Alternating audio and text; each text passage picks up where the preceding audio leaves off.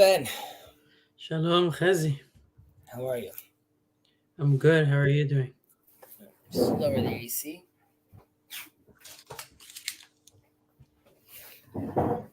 Hello, sir. How's it been going?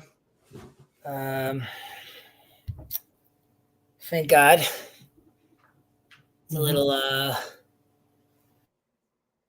just talking to my wife about how it seems like for the last 8 months, 9 months, it's just sort of like life is sort of in pause or like sort of in slow motion. Every day is like a little more stretched out. Mm-hmm.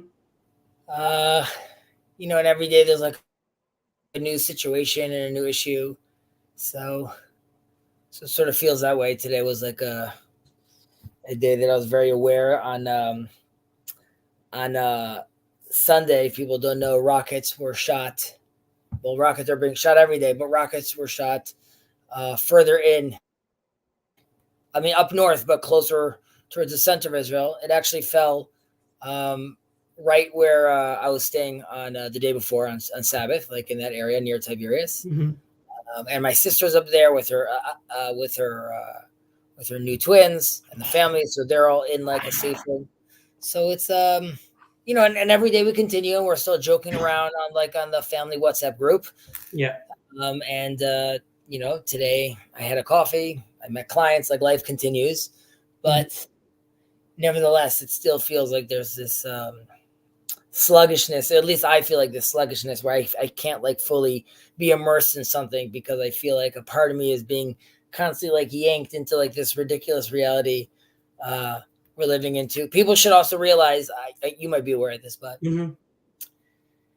the courts in Israel for the last 9 months, it was being kept quiet, but now it sort of came up in the news where there were 3 Israeli individuals, civilians, that were detained and then also arrested for a while, now released to house arrest for murdering terrorists. I know that sounds like crazy, but that's what they were. That's where they were being accused of. And the only reason the army knows about this is because these civilians, heroes, that realized that the army wasn't responding, went to go protect civilians, saved soldiers and policemen. Mm-hmm. Once there were wounded policemen there, they used their guns to stop the terrorist and kill the terrorist, and then they gave those guns back to the police and their information, told them what happened, and also brought the cops back. Yet somehow this information was turned on its head. So if people are worried, if Israel's like, are we looking at ourselves? The answer is yes, and it's sometimes to an absurd degree. So these are things that sort of make you wonder, like, where's the orientation over here, right? Like, we still have a war going on in the front. How is there time to be coming after people like this? So on that end, it's quite depressing. There's something exhausting about it, and also, I mean, the fact that it's been a good stretched out for so long. It's it feels like there are elements that are like, I think you said it, like things are put on hold. Like, you can't really make plans for certain things, or even at least in your mind, because of all this stuff. Right. You never fully commit. And I feel like that also seeps in. If you could say, like, the corona period sort of changed friendships and relationships and circles people had, because it sort of forced you to really focus on the closest and the dearest. And, it sort of changed the dynamic. Having like the constant idea of like, I was up north just to illustrate this, I was up north for the weekend, and the safe room is in my in-laws' walk-in closet.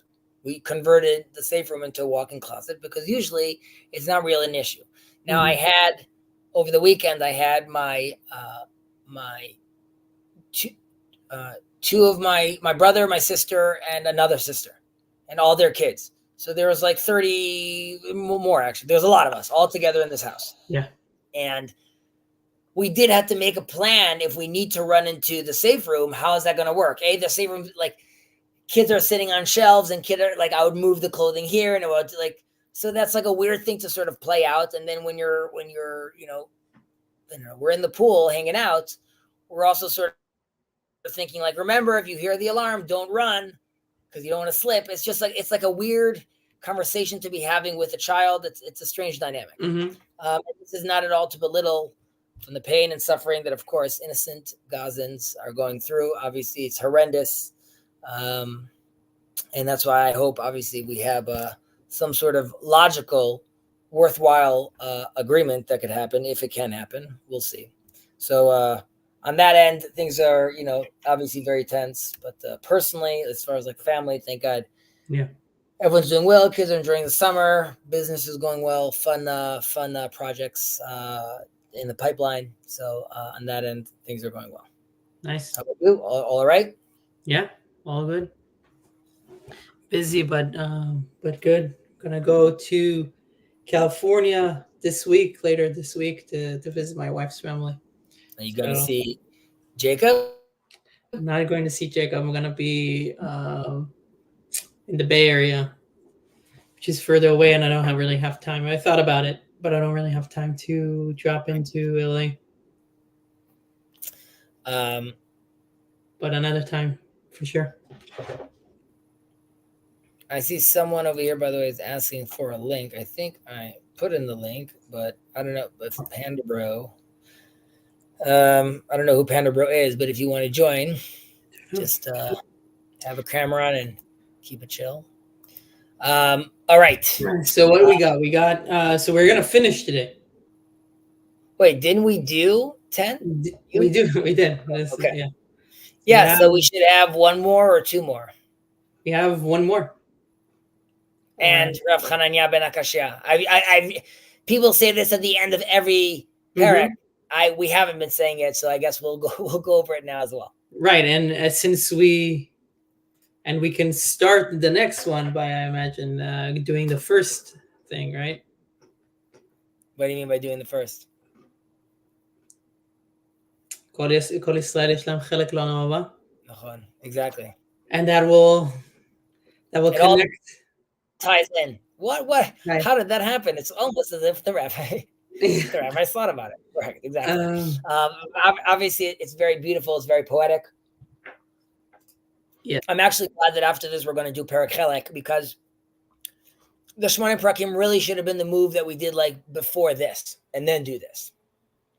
Right. Because he sort of lays like the sort of the background to what, like, what these ethics are, and then like we dive into it. And obviously the Rambam was woven into a lot of this conversation as we were going over it. Hello, Kirk. I hope all is well.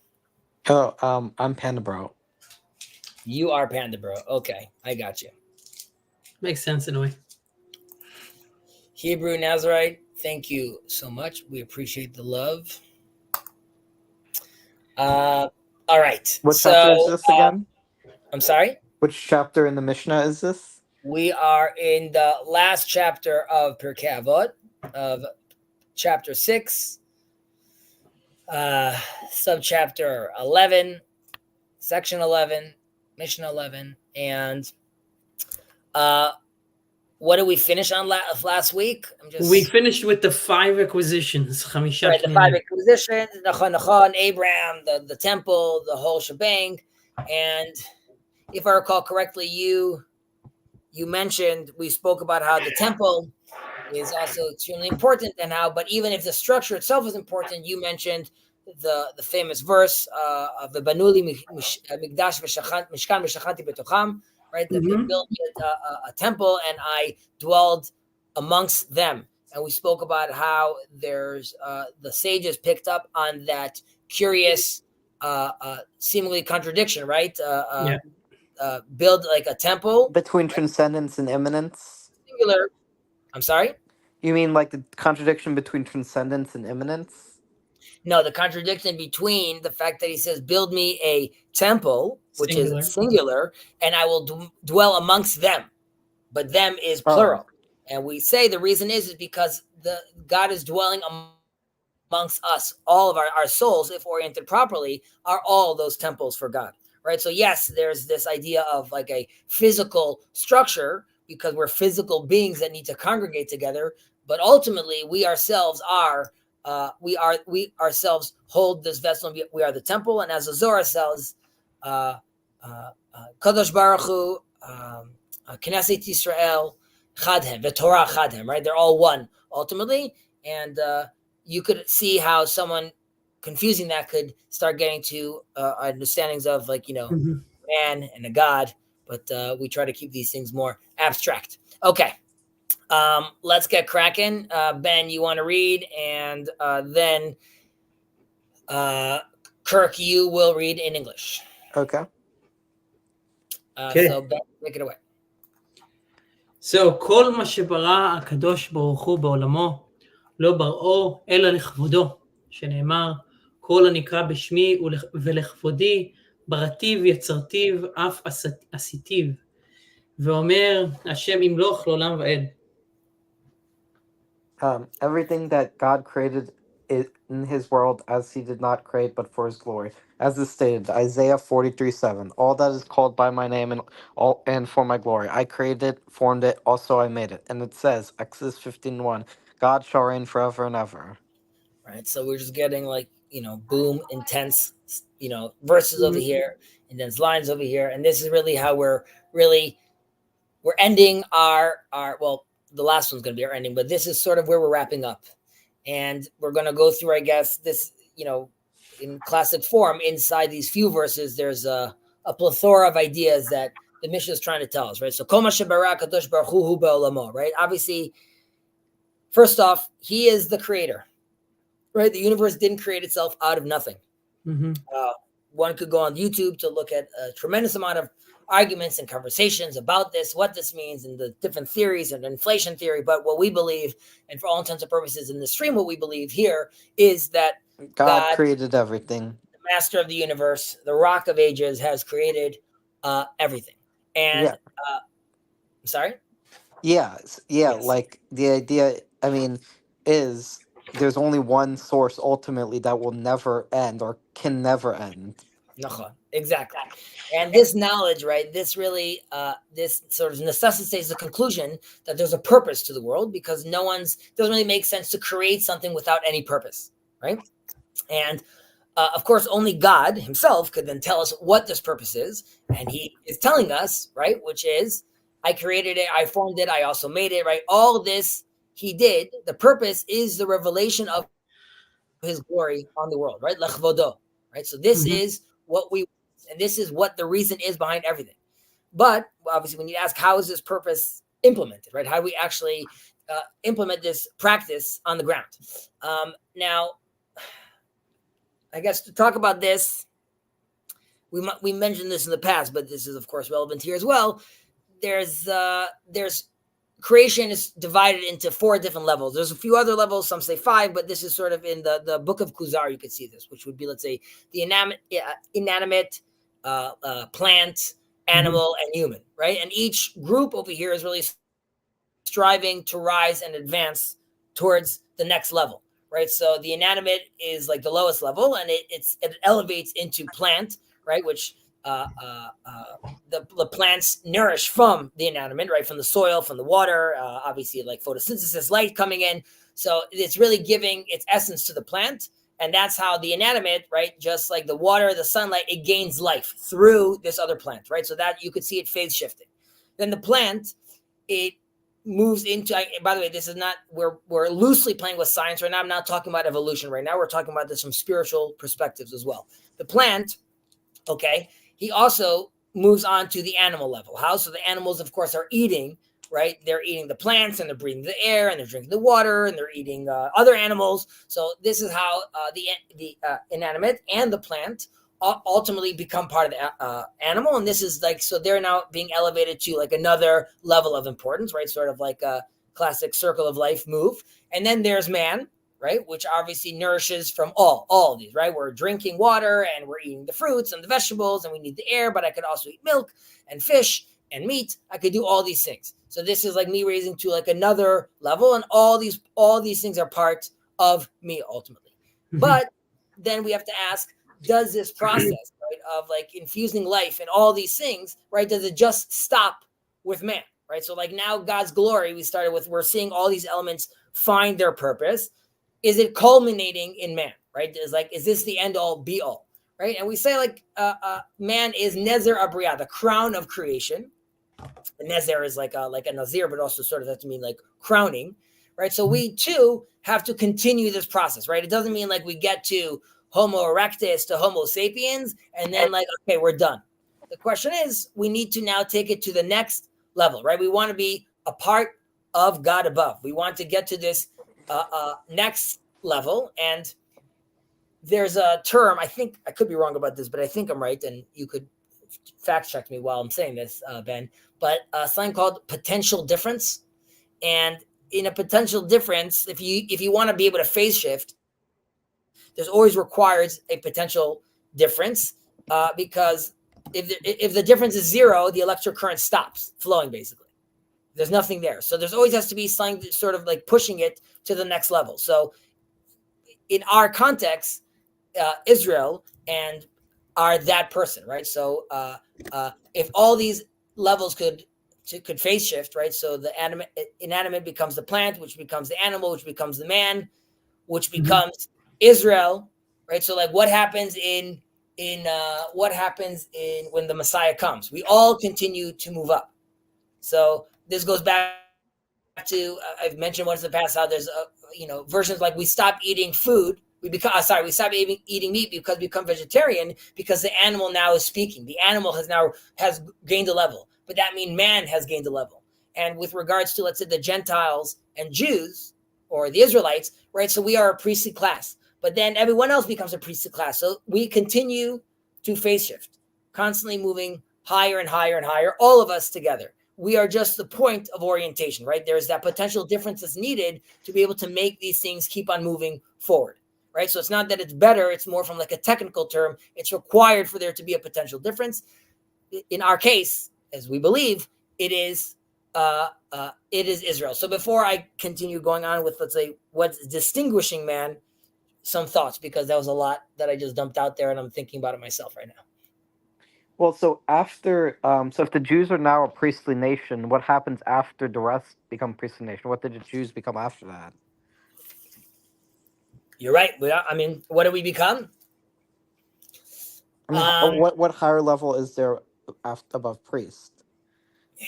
I mean, it's first of all, there's the righteous in Israel, right? The leaders, they're the priestly class, and then there's there's the priests. But then you would hope, and we hope that as we all learn more, as we all orient ourselves more, all of us could then be considered priests. And if all of us are considered priests right now, then the people that are more righteous than us are at a new level. What is that level called?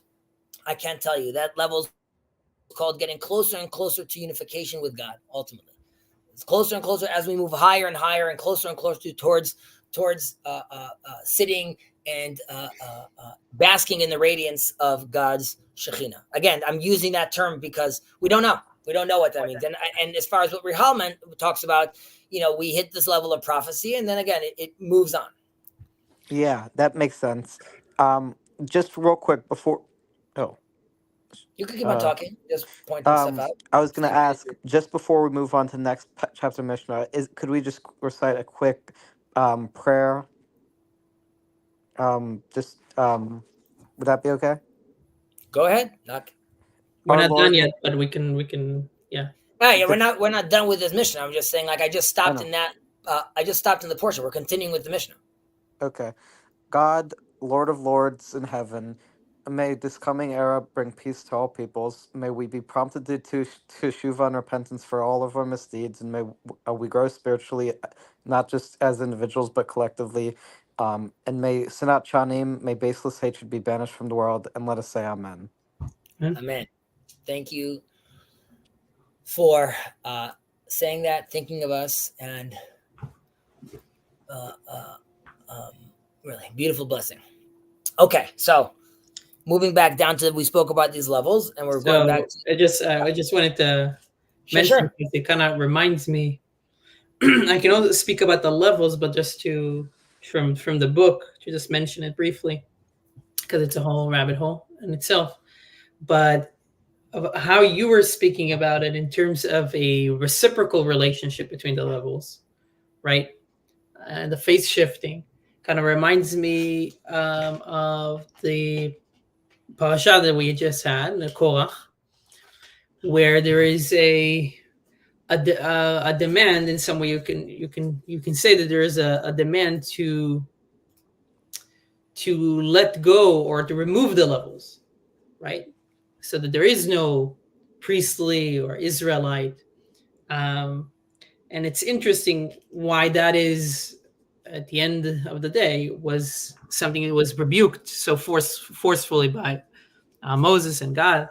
Right, something that we can give a steel man to an extent, in terms of like having everybody participate directly with God and have that kind of relationship. But there was something there in the offer or in the statement that was wrong, and it was something about this reciprocal relationship between different levels or different modes of behavior. So that kind of reminds me, and somehow I won't be able to articulate it, but I'll just throw it there. But it's somehow, this is also related to this idea of having Ezer Kenegdo. Verveki talks about in terms of, I forgot the term, Opponent processing. opponent processing between the different levels. Which Right. So I'm saying there's idea that it's reciprocal, and there's an idea that also, like, the importance of a hierarchy, as long as the hierarchy is not being corrupted, right? Because Sure. then it could be reciprocal. Just first of all, what's your timing like today? My timing is 55. 55 minutes. I was gonna go on like a little tangent on Korach, but we won't go there. But I mean, if you want to, I spoke about it last week. I did a little video on Korach on why. Was Korach this last week's Torah portion? Yeah. So if you go on my page, you'll see on my YouTube, you'll see I did a video about what was bothering. I mean, what Korach got wrong and what he got right, basically, because there's a time and place, as we read in Pirkei Avot, which I mentioned over there. Every man has his place, and every moment has its place, right? So there was a time and place for what Korach was offering. The question is when and how that something like that is done, because as Rashi says, he was so wise. How does he not realize that flattening everything is a problem, right? You must have some sort of hierarchy, because this reciprocal dance we're talking about is needed, going back all the way to the Ezer Kenegdo. However, well, you'll see if you want to. I would give an anecdote on that, but I don't want to press Ben if he doesn't want to. Let's move forward. If we see we have time in the end, we'll anecdote away. Okay. Yeah, if there's time, there's time. Okay, so we just spoke about the levels. Okay, so we still need to ask, what is distinguishing man, though? Like, how is he different ultimately? Like, I mean, we skipped ahead by saying, like, we're Israel. We've had these conversations many times, but as far as the context of the mission that we're talking about, and God made all these levels, so why is he better, right? Obviously, like, cheetahs are faster, dinosaurs are stronger, right? So, like, man, as far as like a creature on earth, what's so special about him? And of course, what's special about him ever since Eden is our knowledge of discernment, right? The way we can look at good and wrong. We have our good and evil. We have the freedom, so to speak. I understand it's a loaded term, but for all intents and purposes, we have the freedom to choose between two of these things. We could, and this purpose, that power allows us to realize the purpose of the world, right? And I could choose good and to fulfill my divine role, and I could elevate the world towards its proper purpose, what we call tikkun olam, in its proper way. Or, of course, I could use those powers for the world's detriment ultimately. And this is hinted in the name Adam, right? Adam, Adama, right? So this has to do with the earth, which would mean that man could be purely materialistic and really just turning his physical body into nothing more than just like a physical thing that's uh, this game we called evolution on Earth. Uh, or we could look at I'm forgetting the verse right now, but Edameh le'elyon, which is like I will. It's from Isaiah. I will resemble or I will match God ultimately. But the word is resemble and match would be Adameh. So we could be just Adam, like the ground, and be materialistic, or we could be Adameh le'elyon. We could try to match or portray God, right? And then really be portray God's image, and like he says, like in our image, in our likeness, right? That he made us. So that is really what we're trying to achieve, and that's why man is very special in that way. Yeah. And of course, yeah. Sorry, go ahead, Kirk. What I was going to say is I was hearing a video. It was from Chabad, and it was saying the Lubavitcher Rebbe, he was asked about aliens, and basically what he said is there might be aliens, right? We can't limit God's credibility. He said aliens can't have free will because they don't have a neshama blown into them. So even if at this very advanced level civilizationally, at the end of the day, spiritually, because the Bible does not say that they have a soul blown into them, they can't have the sort of free will that man can have. I hear what you're saying. I might be One could misrepresenting, argue. but I mean, that's a we don't know general if idea I heard. we don't know if they have souls. We don't know if they have their own relationship with Hashem. We don't know if the Torah is relevant. I mean, this would sound controversial and completely out of my. I mean, don't quote me on this just because I'm not an authority on this. But if you believe, let's say, in a multiverse, right, it could be that the Torah is relevant in our universe and not relevant in other universes, right? So there's things you could control for that would still, God gave us a very sophisticated Torah and made it a very sophisticated world. And I choose to believe that even if aliens came and had souls, that still doesn't shake my belief in God. Rather, it only strengthens it and makes me feel even more impressed and allows me to see even more of his glory. I see. So, do you know if I was misrepresenting that view of the Lubavitcher Rebbe? That I did hear. No. That's fine. But I'm saying that view is still looking at us as the center. And all I'm saying is like that could be the center of, let's say, the center of what humans could know about. Because that would still be enough because we're only playing a human game. Yeah. Right. So as say, Torah nichteva b'lshon ben Adam. So like at some level, if we suddenly find free will particles, does it mean it doesn't exist? No, because there's no way of explaining free will particles to Israelites in the desert at that time. Yeah, you might be right. It's just I don't know. That was just what I heard, but I'm definitely not a Torah scholar. Do you know any other sources that talk about Judaism and its view on aliens? And his view on aliens, like old school sources, no. You have references towards like the golem, but I mean, you could be looking at AI if you want to be that kind of idea. They sort of talk about chimpanzees as like some other thing, but not aliens. Again, you could decide to look at angels and look at demons and try to work your way off of that. But again, that's we don't know what those terms even mean, and they're in our text. So understanding like what an alien means. Again, you could look at. There are many different levels of interpretation, right? Is Moses traveling through time when he goes to see Rabbi Akiva?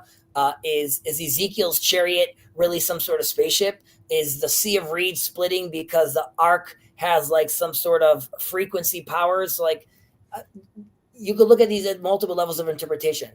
The glasses I have on are Hashem, the Tetragrammaton, my Torah, and that is the tradition that man has for the last for the last 3,000 years, and obviously if you're going back to Adam, even longer. So like that is the game I'm playing. Do I think that? And by the way, you could see this when you have the epic stories of Gilgamesh, and then you have the stories of the flood. In a sense, Moses is retelling the story, but in the narrative that is seemingly theologically relevant now. So Are there other stories out there in the universe that can map onto this, but this is the way it's explained to us? Possibly. But our job is like we're seeing over here. We have a relationship with the master of the universe, and he gave us our Torah, his Torah, to learn. That is the responsibility, and that is what we're trying to do. We believe, of course, that as we learn this Torah, and the fact that we're having this discussion right now about the concept of aliens, I hope that means the Torah has given us a robust toolkit to deal with these problems when they emerge. Okay. Right? All right. Lo bar'o ela lichvodo. Right? He did not create him only for his glory. So before I move on more than that, young God sent an alien because we were talking about aliens.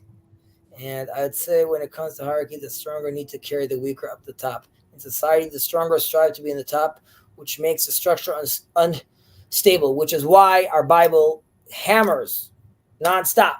I mean, one thing it talks about a lot is the land in Israel and the land of Israel, right? The other thing it talks about all the time is the foreigner living amongst you, the orphan, the widow, and also lumps in the Levite many times. But the point is those first three is, like you're saying right now, are the weaker. And that is the focus. And that's why even the fringes we have, the dreadlocks, you could see on the sides of our faces, that is to remind us of the fringe in society and how we always must think about them. Unfortunately, I would say that that's not always embodied, even in our community. But in many communities, it is. And we should all try to do our best we can and strive to actually live that embodied life. Okay. Yeah, so, there's chesed and the emphasis on chesed, on acts of kindness and charity. I would also highly recommend what we're going through right now in the Tanya, talking about charity and talking about also the spiritual undergirdings of what that means and how that is something that is builds the worlds or creates the worlds. Olam chesed yibaneh, right? So that's very interesting and ties very well into this question as well. Very much like that movie, a famous movie, Pay It Forward, which really at the time was very cool. But yes, that we do have that power, and we could see we use that power now mostly to destroy and distort.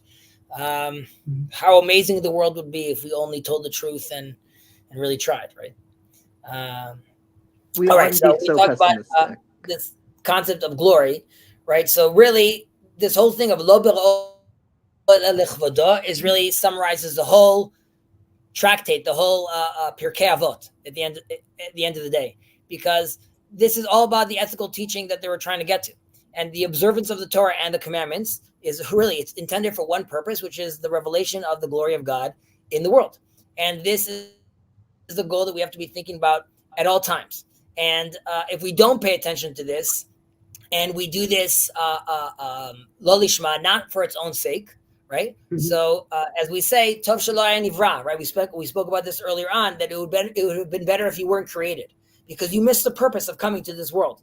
And it's not like a threat being like, what? It's a waste, because the potential you have right now to experience the world, and even more so through the Torah eyes, is being wasted.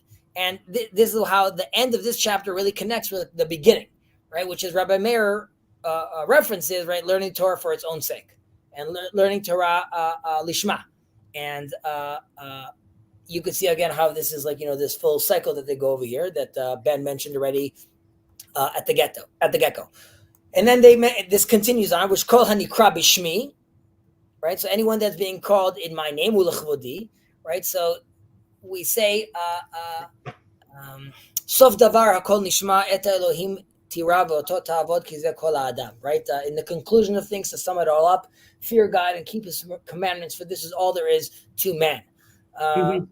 And this is really how we fulfill our destiny, and we are walking with God, with the Most High, by doing this. And this is how it's being revealed in the world. And by acting this way, and by acting righteous, and by these deeds and by the actions that I'm doing, and like we said, we mentioned this in the last Mishnah, about things that God,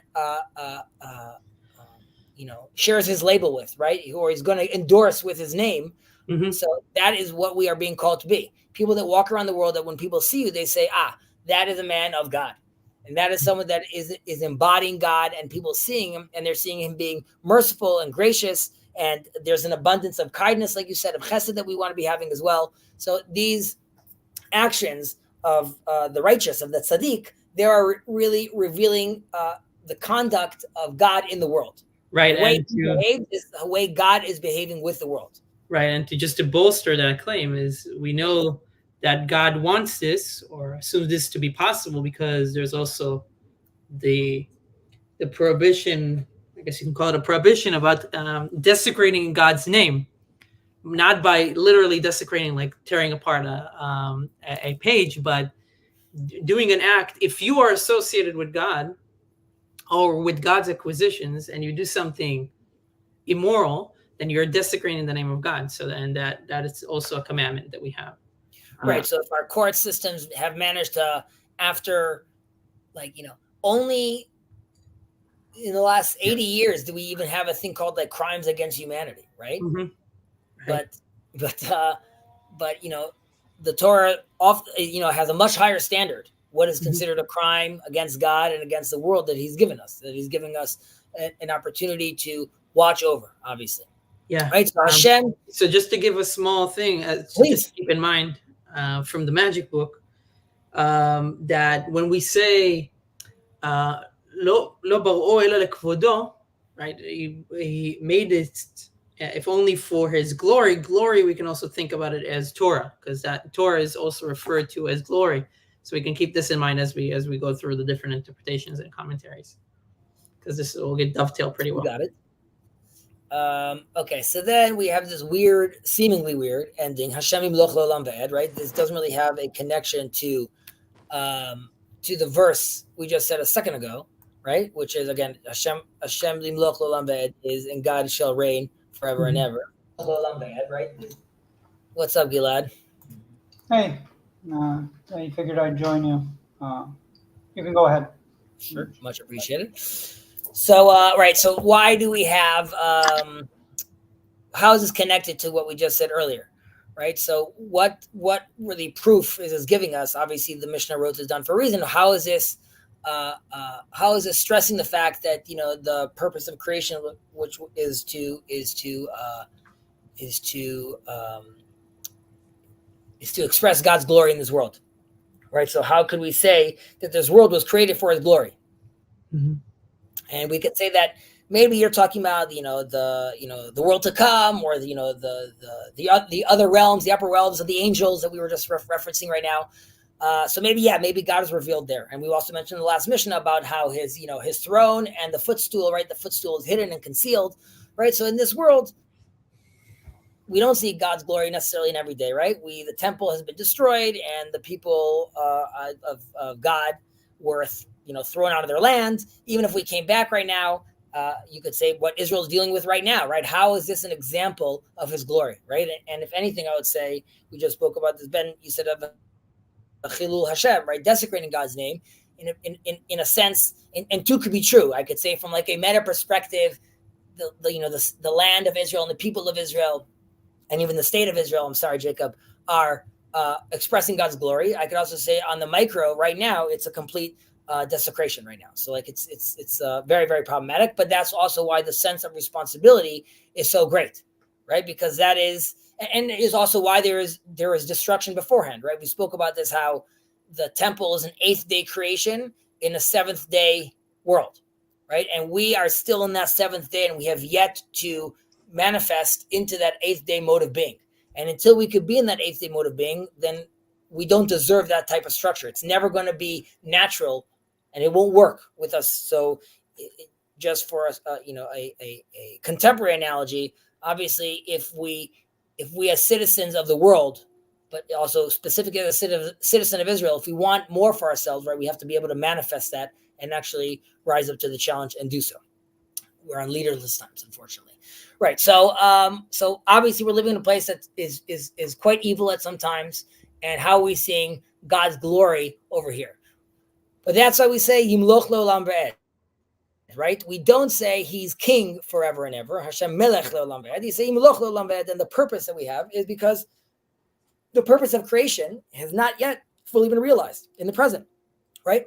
It's temporary, and we're still waiting that Mala Aretz Tunat Hashem and Va'alu Mosim Be'eretz Zion, all these psukim we have, how we're eventually going to get to that place where, where it's so clear that God is there. And we as people, like when we talk about the lamb living with the sheep, or there's no longer need for weapons, sometimes we feel like we're so close to that, and then sometimes we feel like we're miles away.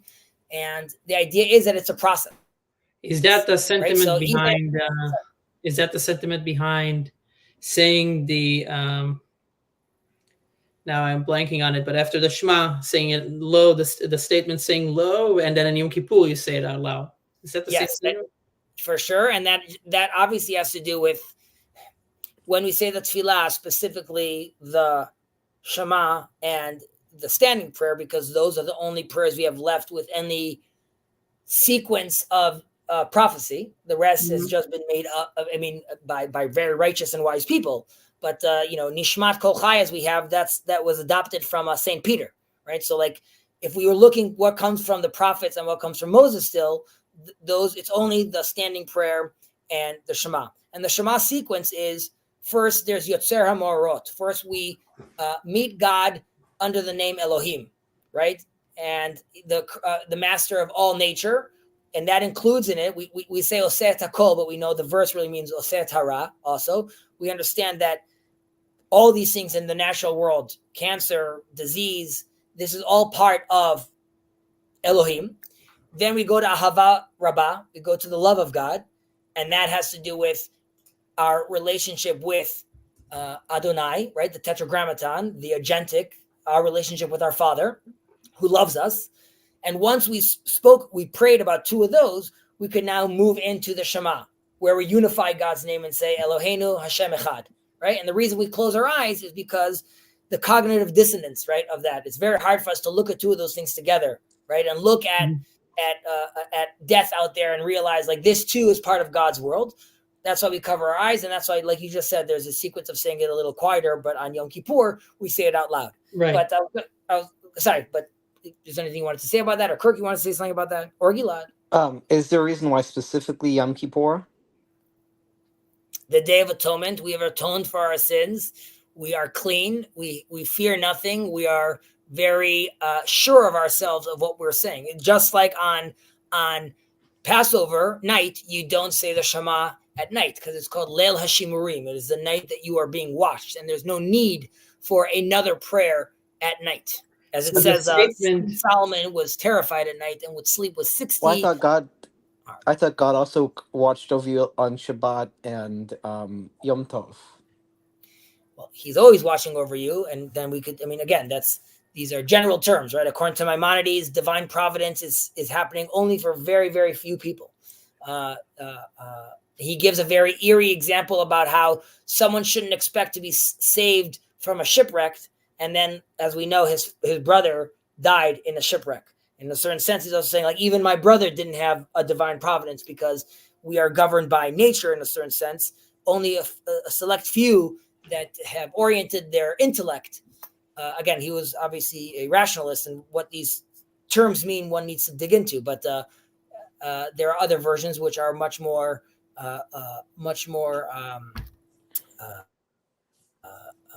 what's the word I'm looking for? Much more accepting of a narrative of divine providence, like at all times, at all things. Yeah, but the statement that I was referring, just for clarification, the statement that I was referring to is a statement that declares God's kingdom on earth, right? So hence why on Yom Kippur that might be more relevant, or that's something to emphasize because we are so clean that we dare to say something like that. Like, this is, like, now we can see God's kingdom on earth for that second after Neila. But so, yeah. So just wrapping up this Mishnah, which going back to what we said, Hashem Yimloch Le'olam, right? God will reign and not be king, because we're saying it's a process. And this goes back to sort of seeing God telling Moses, you can't see my face, right? You could only see my back, which is you're going to see me in retrospect. You're going to see me, through history. And I gave an example of Haman, or started giving an example of Haman, where when he, when Vashti, Xerxes, Ahasuerus, his first wife, when she doesn't come and there's an advice to kill her and then bring a new wife, and and when he throws the dice, all these things, is he aware that he's actually putting into motion something that's ultimately going to mean him walking with Mordechai on a horse, exalting his name? And we have to realize how at the end, throughout entire history, do we actually see how God acts and how these things fall into place. And if we just take a little slice in time, it could be very dark. And sometimes we could see a slice in time and we could be very hubris as well. But we need to realize that these things, and this relates a little to what Gilad and I were talking about a few weeks ago, about how do we look at timelines, right? Are we looking at timelines as like a generation or two? Or are we looking at timelines throughout like thousands of years? And like that allows me then to look at a narrative differently. Obviously, you could argue that, well, there's many arguments, I'm sure, against that. But for all intents purposes in this context, that is how we being instructed and taught how we're supposed to look at the world and realize, as Mordechai tells Esther, Revach v'atzalai yavom makom acher, right? He says, like, this is your moment to shine.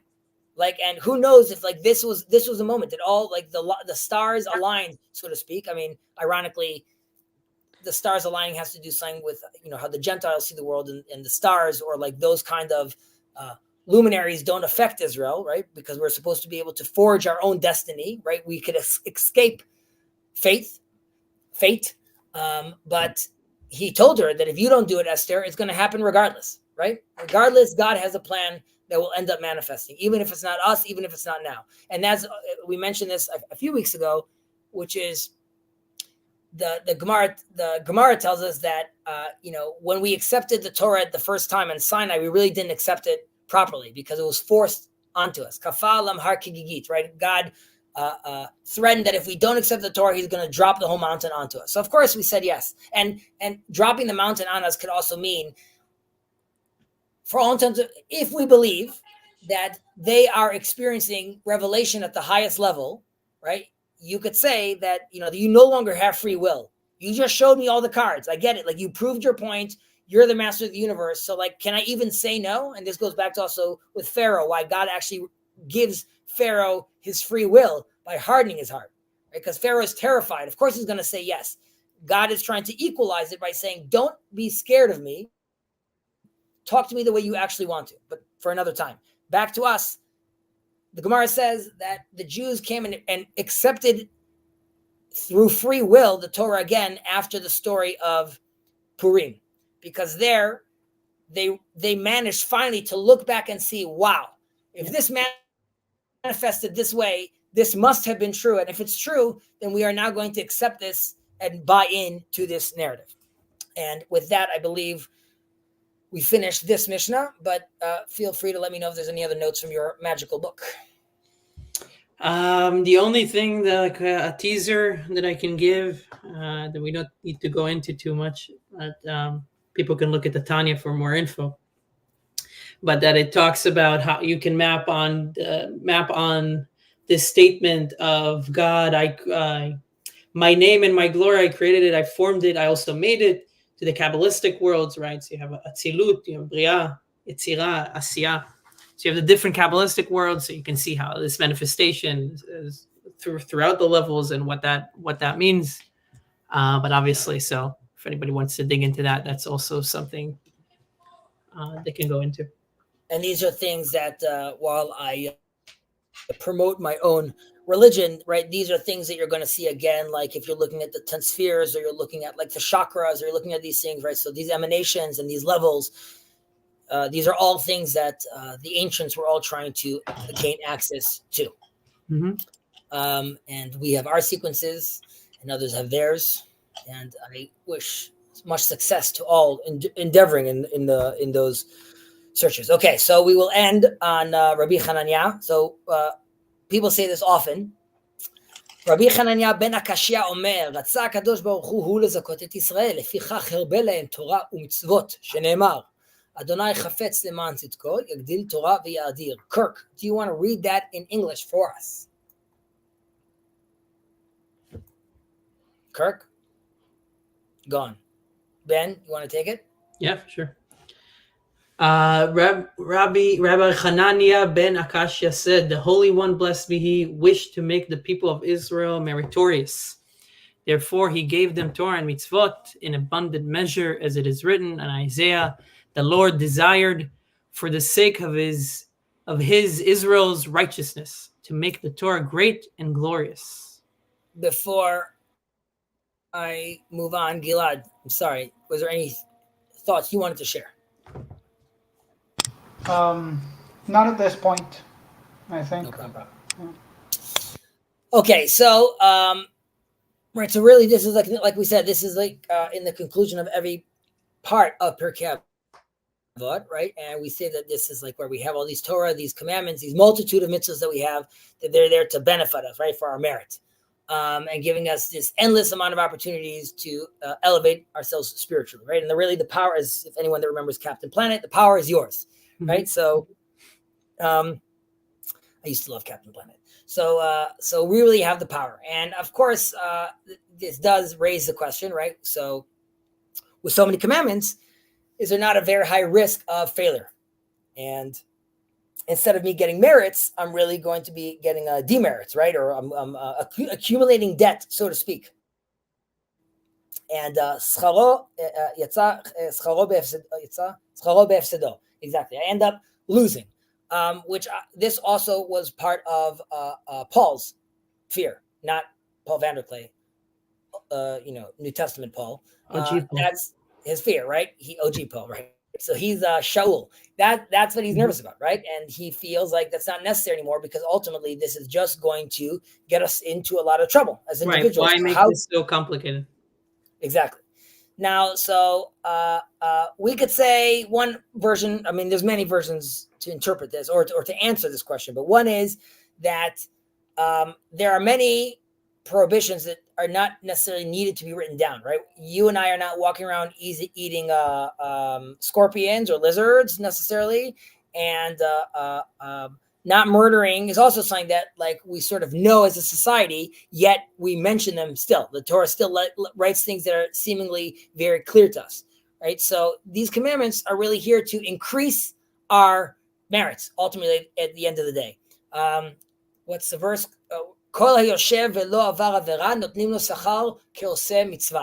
So this is really one of the gifts that God gives us. I'll translate that into English, which is someone that is sitting idly by, sort of, and not doing anything, still gets merit for not transgressing, right? So this is really a free points system that God has gifted us from.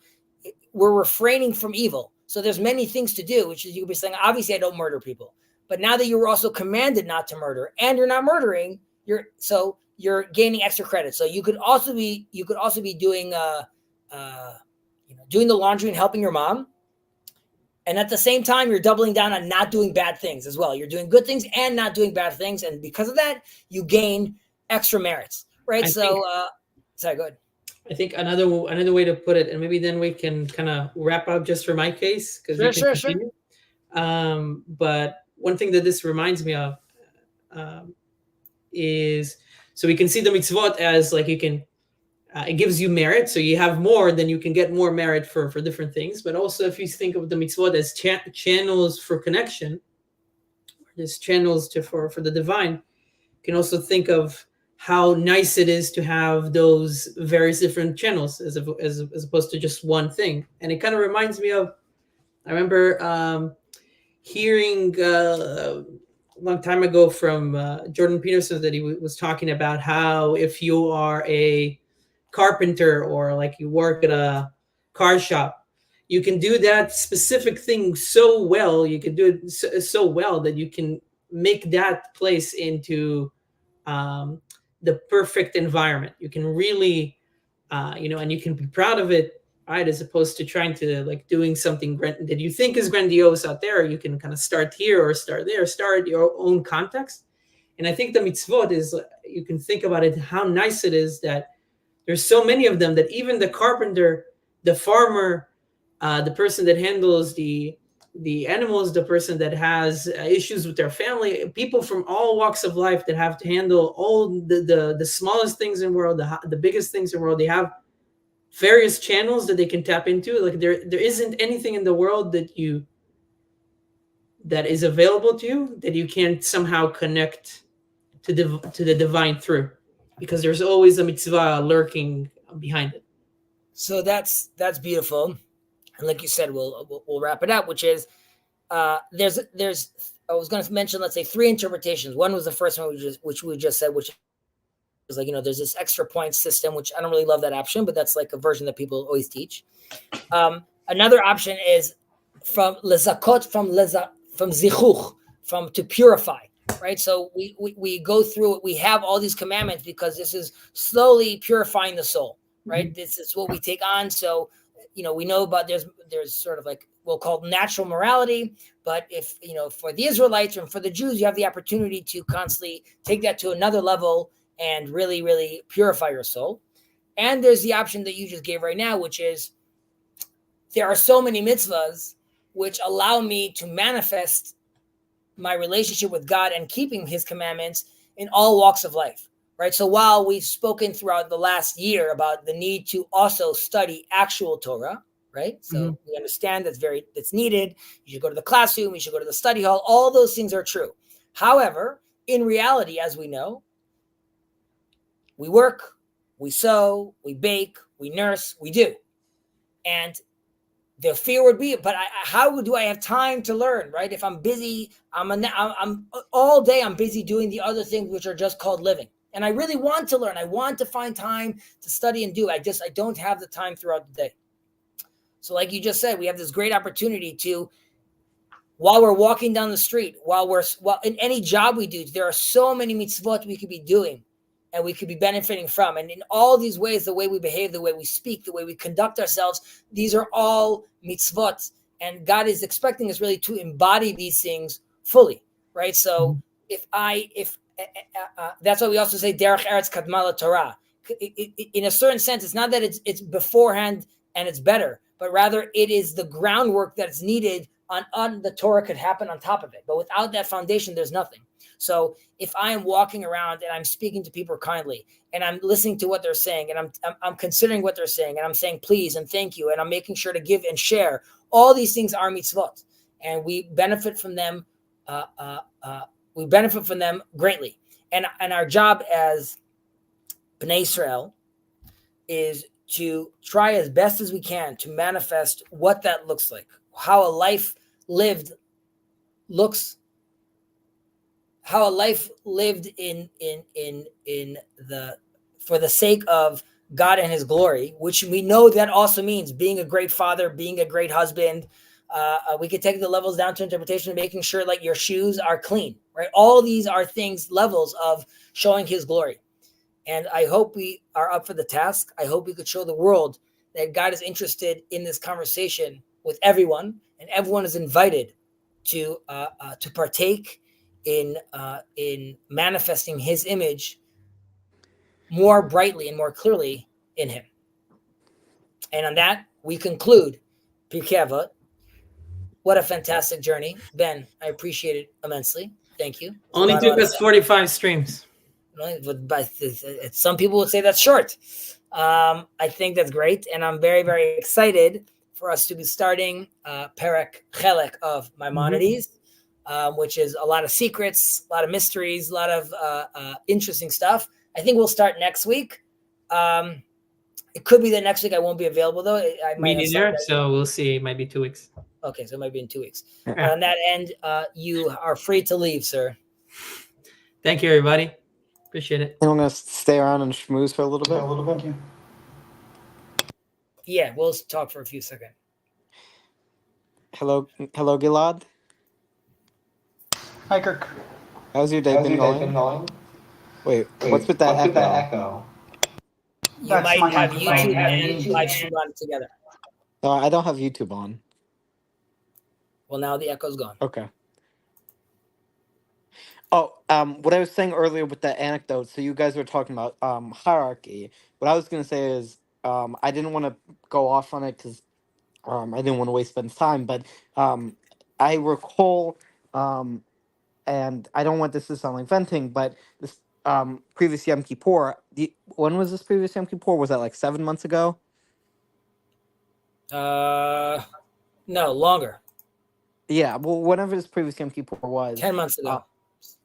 I was entering into a shul. It was actually conservative, not Orthodox. I've gone to Orthodox, Reform, and Conservative because I want to learn the different there, and I mean, I align with Orthodoxy personally, but anyway, the what I was going to say is you would bring up Korach and like how wise people, if they don't understand their place in hierarchy, can be corrupt.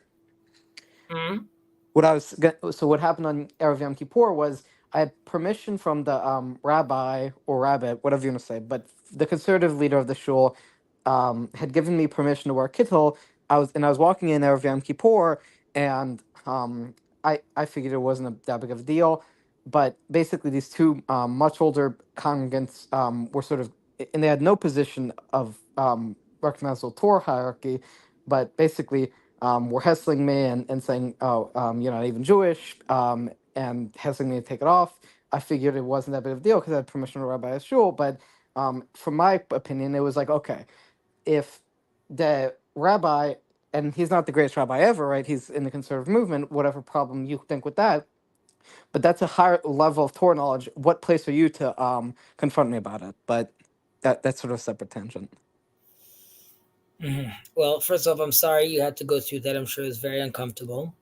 I would guess and assume that it wasn't malice, It or wasn't. It wasn't malice. I it's don't. I definitely don't really believe it's malice. ignorance, and that's because really, Noahides. You have to realize is really.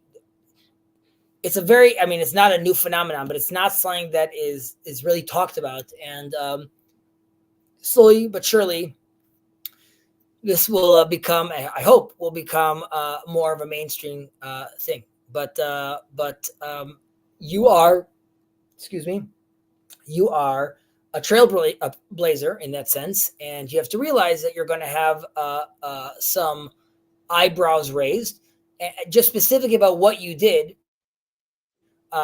This is a question about, can Noahides participate in synagogue, and can Noahides wear a yarmulke? So the answer to these things are, and I think again, it depends on the rabbi, but in theory, yes.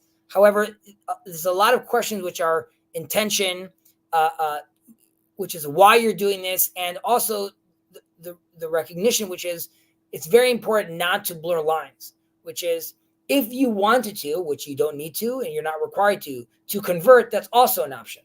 If you want to be a Noahide, you could also be a Noahide, but there's no need to have someone like, if I'm seeing you in synagogue and I see you every day with a skull cap on your head, I'm going to assume you're Jewish. And then my relationship, the way I'm talking to you, maybe I want you to, date my daughter, right? So like these are things that the community is nervous about. Having said that, Yeah. of It course, just I was just saying, of course, what you did, again, halachically, it's fine. And asking the rabbi was the right move, and him saying okay was the right move as well. A kittel, by the way, is wearing this to show, it's a white, it's like a long I was doing it for gown. spiritual reasons. I thought because it was Yom Kippur, because of the notion of atonement being universal, I would get some spiritual benefit from it. It wasn't that big of a deal, but the point I was trying to make is like it's one thing if they just were like, I disagree, but they didn't just say I disagree. They just say it doesn't matter that somebody who's of a higher position of Torah knowledge disagreed with me. I'm going to step in something that's not affecting me.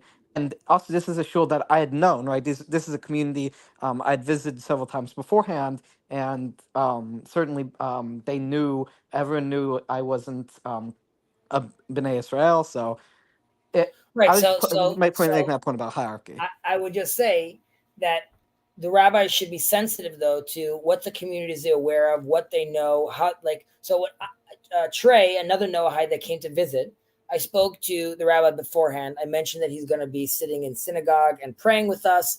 I know the synagogue and I know people in the synagogue right now.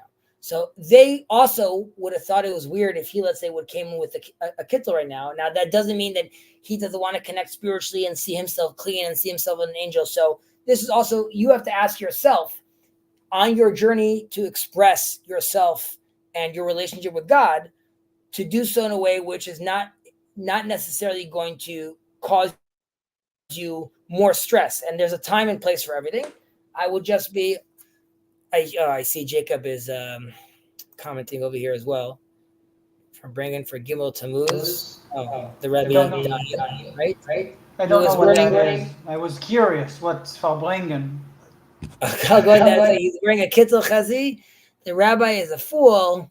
A Jewish teenager shouldn't be wearing a kittel. Okay, well, I think he's sort of saying what I was saying. He's using different words, but yes, be wary.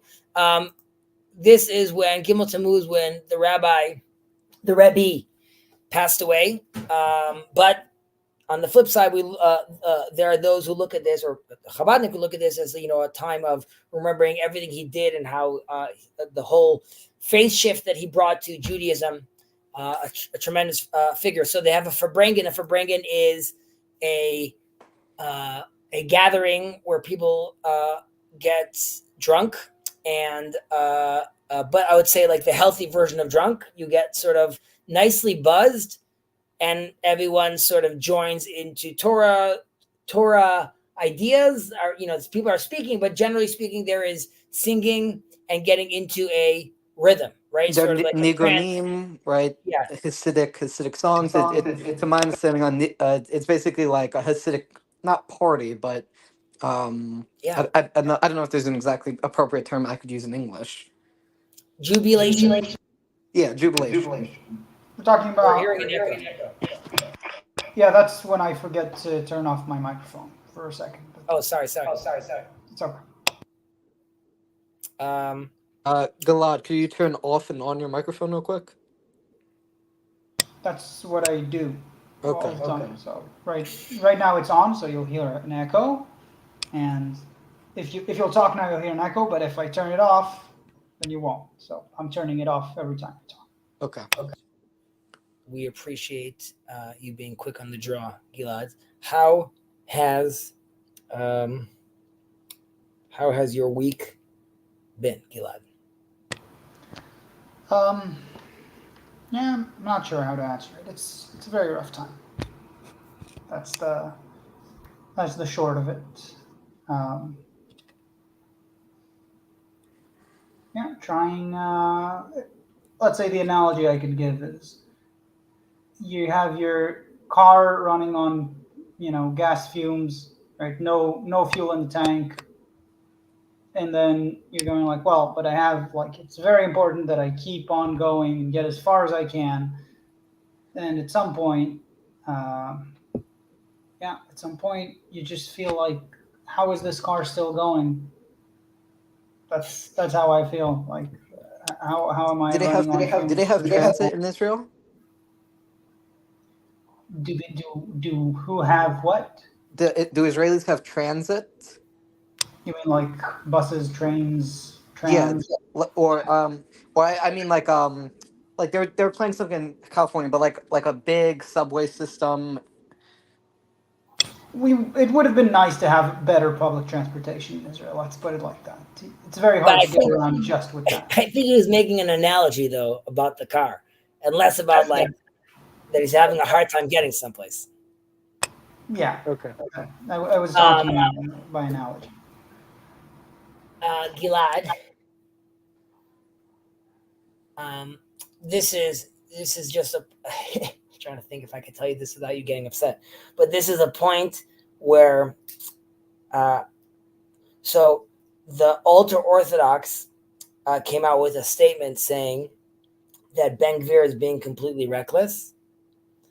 I don't know if you saw the statement, and we're very disappointed with Bibi, right, for not controlling him and his coalition, and we're gonna have to rethink our future steps. there's a lot of ways you could take that. All I wanted to point it out is when I spoke to you and I said, like, I would hope Bibi would have had better control. That is what, like, they're referencing. Like, right now, what he's doing is just like, the guy's like, I mean, and I know you could say, like, I told you so and all these things, but that's like a data point where I'm showing you, like, that was their hope as well. You could say they're malicious, they're wrong, but they're also bugging out because he is completely acting without control. And arguably you could say, like, well, that's exactly what we were warning you from or told you would happen. But my point is that you could see that happening. And very concerning, very, very unfortunate, obviously.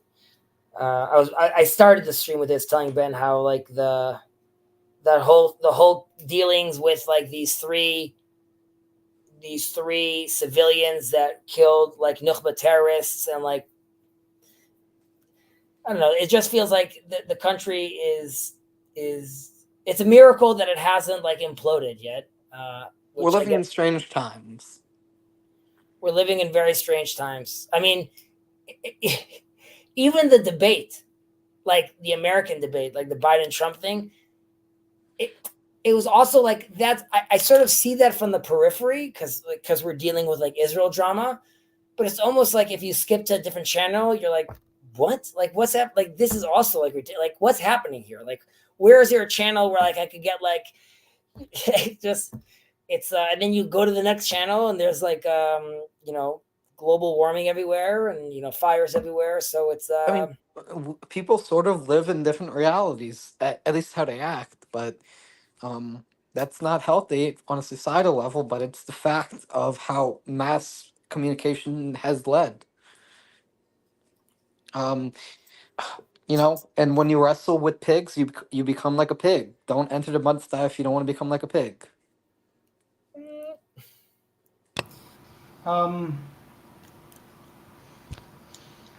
So I don't know if I'd respond the way you think I'd respond. Usually, I don't know. I kind of tried to think 5 times before engaging on any political subject, because every one of them is like a rabbit hole, and I'm just not. I'm just trying to find the most interesting conversation to have, rather than the one that, let's say, gets me riled up the most. I'd say that, like, in the sense of being annoyed that Bibi is not controlling the coalition. Like, I mean, it came immediately after the rabbi law, so called, wasn't passed, right? Rabbi law? Rabbi law. It's a law that basically gives a lot more jobs for the ultra-Orthodox. So a lot more. I mean, it's more complicated than that, but it's something that is a very strong incentive for the ultra-Orthodox to have this law pass. A lot of what it's about involves large sums of money, right? Like, So basically, like, DEI for Haredim? No, more like maintaining authority on a governmental level, on a national level, instead of dispersing it and giving it to the local authorities. If you had local authorities deciding who their rabbis are, those rabbis will match the population around them, which ideally would mean there's a much better fit. And that's sort of what we want. Unfortunately, the ultra-Orthodox are saying, no, we would like it to be in our image. And if we want it to be in our image, we can't allow let's say, more liberal or more progressive city councils dictate.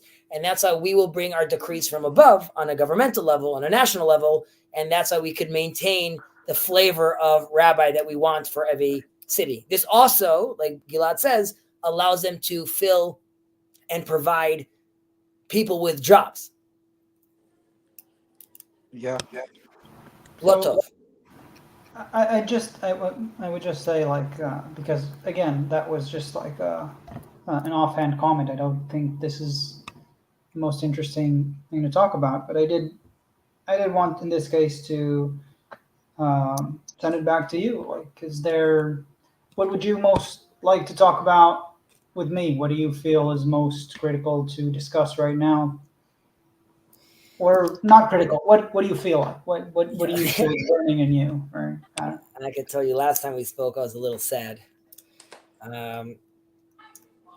Just because, like, the gap. Because, like, I feel like not like why can't I convince him, but more that we see things differently, and it's just hard.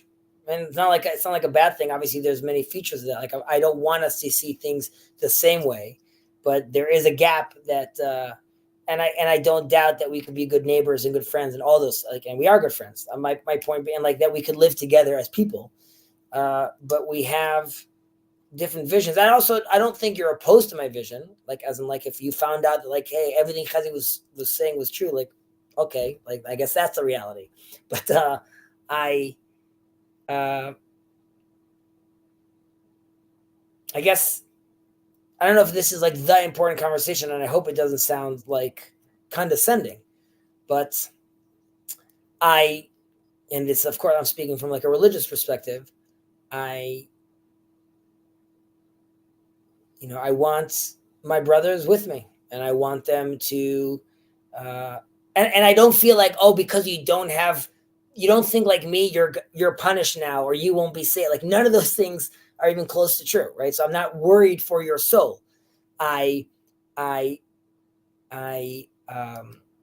it's hard for me to see you sort of deal with the reality of Israel without, let's say, what I would call like my theological nourishment, which, like, I feel like, even though things are very tough right now, right? Like I'm saying, I'm thinking in like 1,000-year timescales, right? So, like, that's like a hope. It made me sad to think if, let's say, you don't have that, how sad, how even more depressing the situation is, how more futile it seems, how scary it seems. So that's hard for me. It's hard for me to think of someone seeing it that way. And on the flip side, I could say, like, because, like, I believe that it could be like so much more than just a country, right? So here too, I'm like, you don't understand like my devastation, but I want the best for you, and I want uh I wish I had better language. I guess I wish I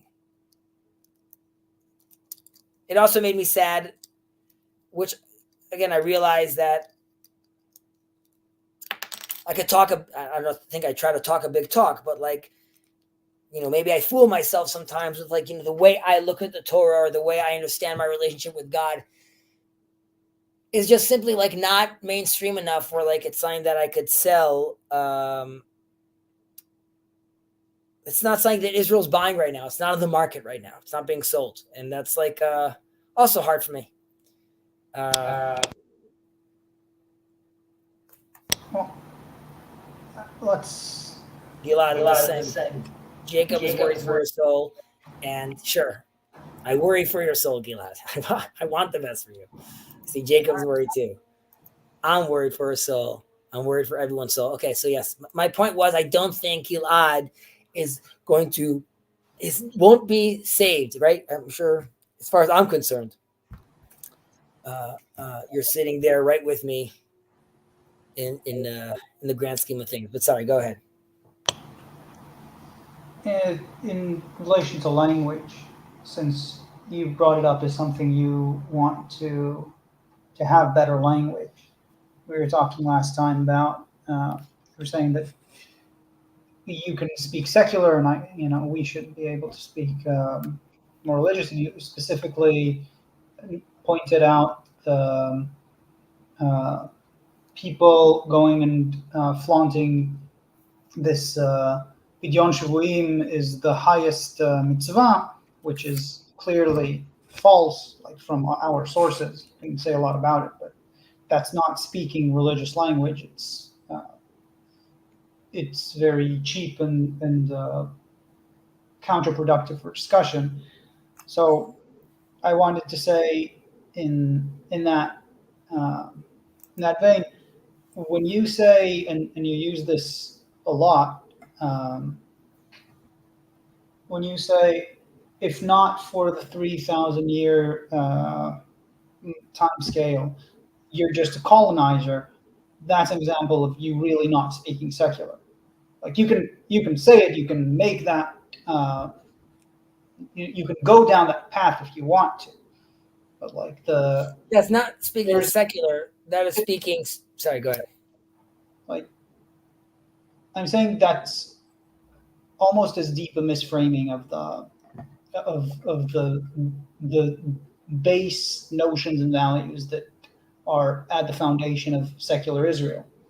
Right? The people here, if we thought that this is a, other than the religious element, a colonizing situation where we can just, like different colonies up and leave, and for instance, that it's just as unjust as other colonizations in history, then like that would undermine very core foundations of how we are. And you can see when secular people discuss this, it's about how the lands in Israel were bought, how no Arab villages were attacked or certainly not destroyed during all of the time of the Aliyot, and that the only case in which Arabs were evicted was during the War of Independence, which was not started by Israel, who accepted the partition plan. So, like for what it's worth, you should know that that is immediately alienating to anyone who is deep within the secular world. When you say without Torah, all of this is just the same as colonization. Okay, so to clarify, it's not it's without Torah. You could say the history, which includes the Torah, of course. But when I say colonizer, I'm not talking to someone that is secular. I'm talking to someone that uses the term occupy or conquer, right? Kibush, daila kibush, right? You could say that there is something. Except for I don't know, let's say among the Jewish population, less than 0.1%, right? Everyone would agree that the 1948 borders that were agreed upon by the United Nations, etc., are a different story than the occupied land, right? If the notion of taking which is I think a part of the real clash in Israel, the notion of taking it's either all or nothing, either the 1948 and 1967 are exactly the same and have the same status and everything, or let's say not either. You have to accept that. So either it's all colonization and occupation, or it's all legit. Then again, you're missing the key points. But I don't think I'm missing the key point. My framing is, I'm okay with even having a two-state solution. Okay. The language though one should use. Okay, and there's a separate conversation again, which has to do with what I'm talking to the media about within Israel, right? There is only Israel. There isn't the Palestinian people. I'm not saying that I wouldn't recognize Palestinian people. The name, we all know where the name comes from. So when you have a conversation with people in Israel, I would say, first recognize who you are. You are not conquering anyone's land. The people, the Palestinians, aren't a real people. Now, pause. Politically, there's many things we need to talk about. How they're treated, they need a land, right to self-determination. That's all true. Those are two different narratives. And What do you mean when you say the Palestinian people are not a real people? What I'm specifically? saying as in 500 years ago, where there's the Palestinian people, name the Palestinian people with their flag and their national identity and their lure and their stories and their culture. No, there wasn't. No, but generally speaking, right? I mean, again, I was saying this as a point of like, you want to talk about this and not alienate secular people, you can do that. We can go down this path, and like the next analogy, and it's a fraught topic as well. You could say, oh, what about Ukraine? Did Ukraine exist like 500 years ago with its own culture and everything? We need to jump back to the narrative that why I'm claiming that, because we could discuss, and I could be okay, right, giving Palestinian people Judah and Samaria. It's called Judah and Samaria, not the occupied lands. That's the difference. And if you think it is, leave. And if you don't think it is, you could stay and give it to someone, but you're giving it to someone. The mindset behind that is what matters to me. Look, so when you're saying what's like, I'm alienating to someone else, he feels alienated because what? When you say that without 3,000-year narrative, right, this is just colonization, right? All of the story. When you use the terms kibush, they go together. It's not as in you're not colonizing, right? I'm not going to the person on the, let's say, the left, okay? Because I'm not just talking about someone secular. I'm not telling someone, if you're here because you're saying,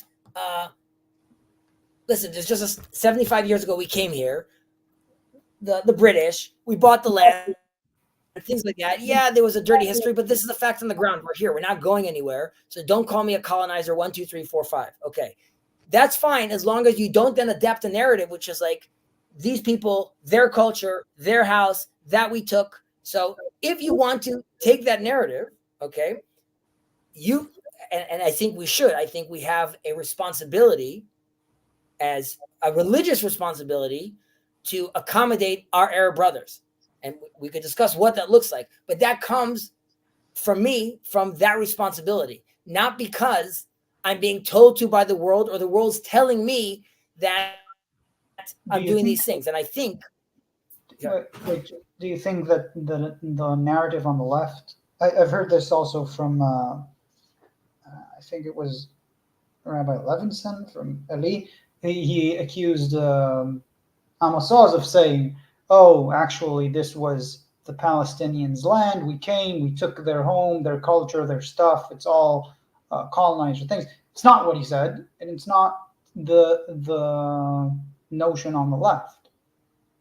Generally speaking, it's a straw man of the notion on the left, but it's not actually our perception, right? The perception is there are certainly more than a single culture here, right? There's two cultures that are separate significantly, and there are people living in this land that are separate from us, right? Yep. That is the notion, and we could recognize them, and we should recognize them.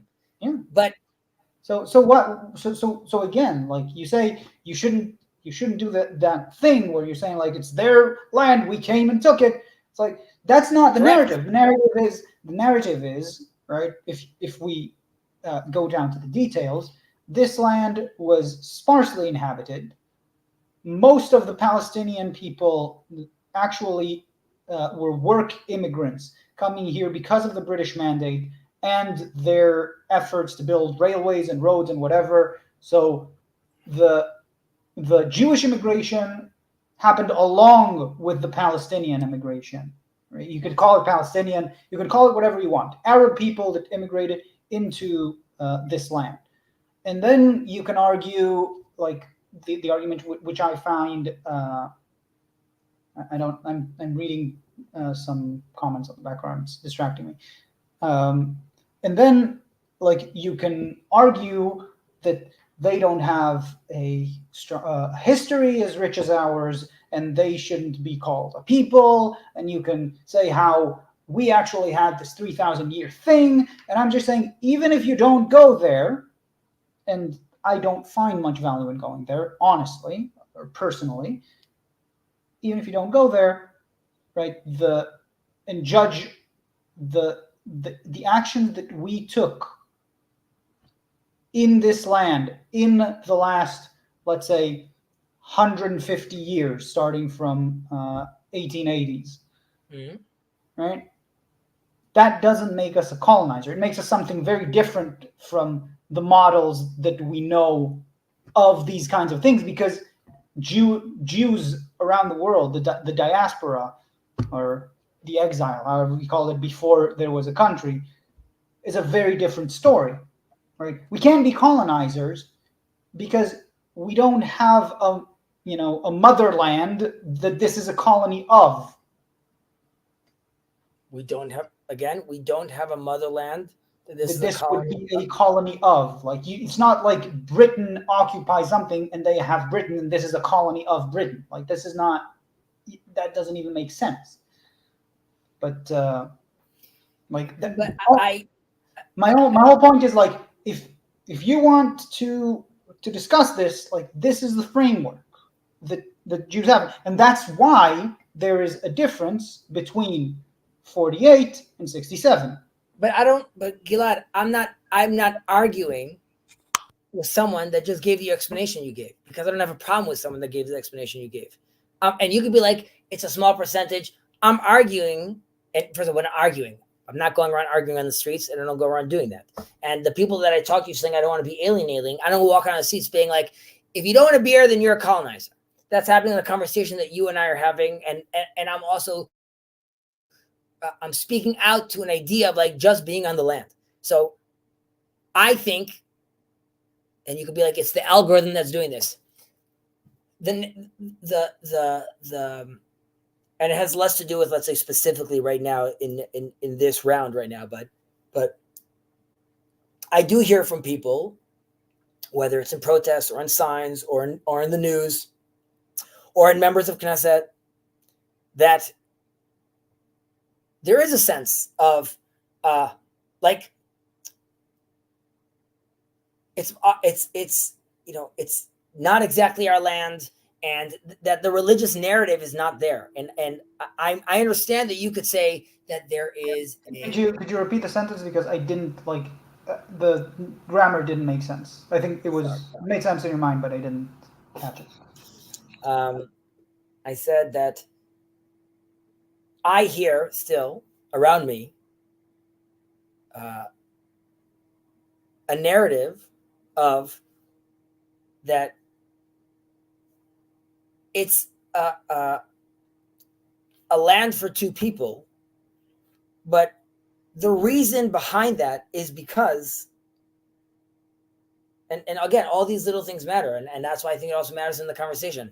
I want to hear that that's not because there was another people over here that this land is rightfully theirs, but because of the scenario that we're in that is necessary to allow for this. And once we're in that scenario, we should, of course, treat them with the same respect we would treat anyone else in the world. But it's not because it's very different than in reality. If we could do like this, right? Should we have done what we did to the Native Americans, right? The answer is like, no, Chezi, because like we literally massacred and got rid of everyone over there that was living over there. I'm not saying you could have shared the land and things like that. That's not this case.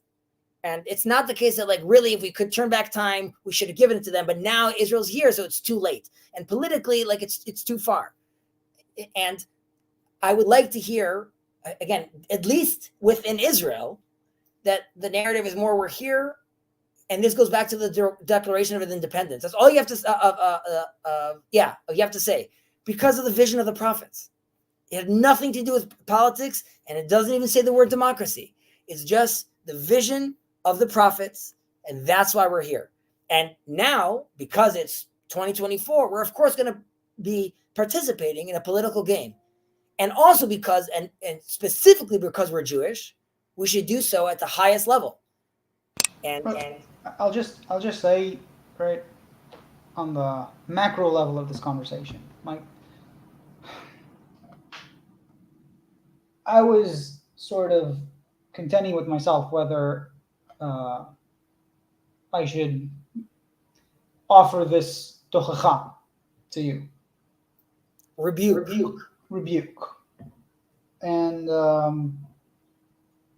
I feel like your response has been sort of like the famous Gemara, right? I said Tolkei Sami Ben Anecha, and you respond with you're not saying vision of the prophets. We already discussed that, right? I heard your point, and like when and whether I want to speak Jewish to people, I feel like I got at least that message. I got like a few times from you. So okay. Now I'm honestly, But like I feel like I'm trying to reflect to you to the best that I can how this is experienced by people who won't look at the vision of the prophets and would look at this through the pragmatic framework, which is a lot of people. Why did we have to come here? Because Jews were being under pogroms and horrors and the Holocaust, and this is the story of how we came to Israel. That is the secular narrative. Now, you can like it, you can hate it, but if you're gonna, that's an incomplete narrative. Though. Why were they chasing Jews? But like, are you trying to convince the entirety of secular people by telling me that, or do you want to? No, okay, but that's what I'm trying to say. I'm trying to tell you, right? You can explain to me how that narrative is wrong, but that's like not what I was trying to get at with this conversation. You were saying I can speak secular, and I'm telling you, if you speak like this, you're going to alienate them. And you showed me like the guy from Hartman Institute, right? The conversation when you're saying I'm only going to alienate someone on the left. I'm hearing what you're saying, and I'm telling you. This conversation only comes up. You're coming and telling me, listen, Chezi, I'm not going around saying we shouldn't be here because like it's someone else's land. Then you and I would never engage in that part of the conversation. We would talk about other things. When I say speak, I could speak to someone about things that don't reference that because I don't need to go there. Now, you're saying something else. No, Chezi, let's say you want to reference that. Like, if you're telling me don't tell someone if you don't believe in the 3,000-year-old story, then you're a colonizer, right? They're not gonna take that well. I would say I'm not going around saying it that way, but I would ask back. Just to that point, like you were making a stream with me. If my friends watch this stream, they're gonna say, screw that. Right? I'm tired of hearing that. Then your friend erred because this is a multiple stream and multiple time for 3 hours long, and anyone that's looking at that is already someone that's not playing the right game. Because that's a bullet point person. That's not a bullet point. They're just looking at a 3-hour stream. What are we? Wait a second. So you're going to tell me your friend saw a 3-hour stream? No, I'm saying that they saw other streams, right? Like or listened to on their way or whatever, right? And we talked about this before. And like I said, my intuition, which might be wrong and it might be completely irrelevant for you, right? Is that this would really push them off of you, and like you can take that. You can not take that. You can say like it's not important enough for you to deal with it. No, I don't understand. Like, why are you arguing with me? I'm trying to understand the context of where that's happening. You're telling me that they would be turned off by that sentence in the context of a 3-hour stream where we're trying to figure out how to bridge. Then why are they getting offended by that comment? If you're telling me that if I went on the news, because they're you asked, if I went on the news and I had a 5-minute clickbait, like a soundbite where I said that, yeah, they should be offended. That was very reckless and stupid to say. But I didn't speak in national television, and I'm not a member of Knesset. I'm speaking to you, and I'm expressing through emotions right now how we're discussing this. Obviously, we're on live stream right now. I understand that, but I'm speaking in a looseness over here, which is built on a rapport. So like, if you're telling me, Chezi, if you would go into if let's say I wanted to take this, Chezi, these conversations we have and bring in more people or do it live and we have like sit downs together, then yeah, I wouldn't start with saying, hey, anyone here that this is a colonizer and he should leave the country. That's not the argument I would have. What that sentence comes out with after a long time of you and I talking and me talking to you and telling you like emotionally about like my issue with the Shikmar Bressler and what bothers me. And it culminates in a line which comes out and says, if you think it's not ours, then don't be here. And that's a bigger line, which is like, and ultimately, why are we here? Is the blood of our soldiers that it's spilt, is it just because the British gave us land and politically? Or because if it's just that, someone would argue, if it's just because of that, then maybe I will leave. Maybe I won't stay over here. Maybe I won't be over here. Well, you argue that people should. Like that's the right way to think about it. Right? That if it's just British, as far as I understand you, right? You're saying if it's only like the political happenstance and there isn't the 3,000-year program, you don't see for your own view, like why, I think you like asked me directly, you don't see why not leave? Leave. Well, definitely in the state of how it is, right? Corrupt people, racist people. I'm just saying, like, government's going to shit. The Druze who are giving their life for us are not getting the same equal rights. You could be like, the place is a shit show. Yeah, and that's what people are Based saying. on what we said on Pirkei Avot. But for the shit show, for me, this is just Haman and Achashverosh. And Revach v'Atzalai yavo memakom acher. But my job is to stick it with the long run. And my point to other people that's is what you're saying. What? I'm just pointing that like this is not like a clickbait or a soundbite from the right, things. But why is that? Why what I'm saying right now is a turnoff to you? I didn't say you need to leave. I'm explaining to you why it's worth it for me to stay.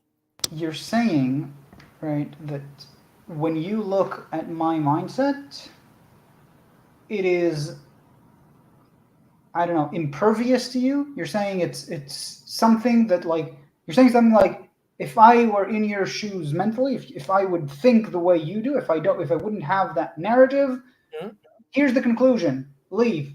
No, I wouldn't say the conclusion is leave. I would say there's an option of leaving. If you're saying it, I'm saying, so the person that's on the street and saying like it's burning, he's destroying the country. If you think that's what's happening, then go. If your argument is I don't like the place we're going, like I'm saying, if you are now burning the streets and like we're stopping the airports, then I guess it got too crazy. You could go. You don't have to be here. There's other places.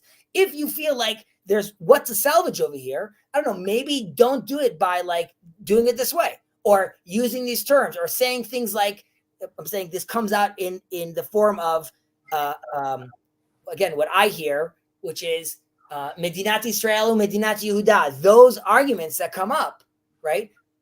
That to me then is like, okay, so it seems like it's not that you want it to be also Jewish. You don't like where it's going and you want it to be something else. And that's something else.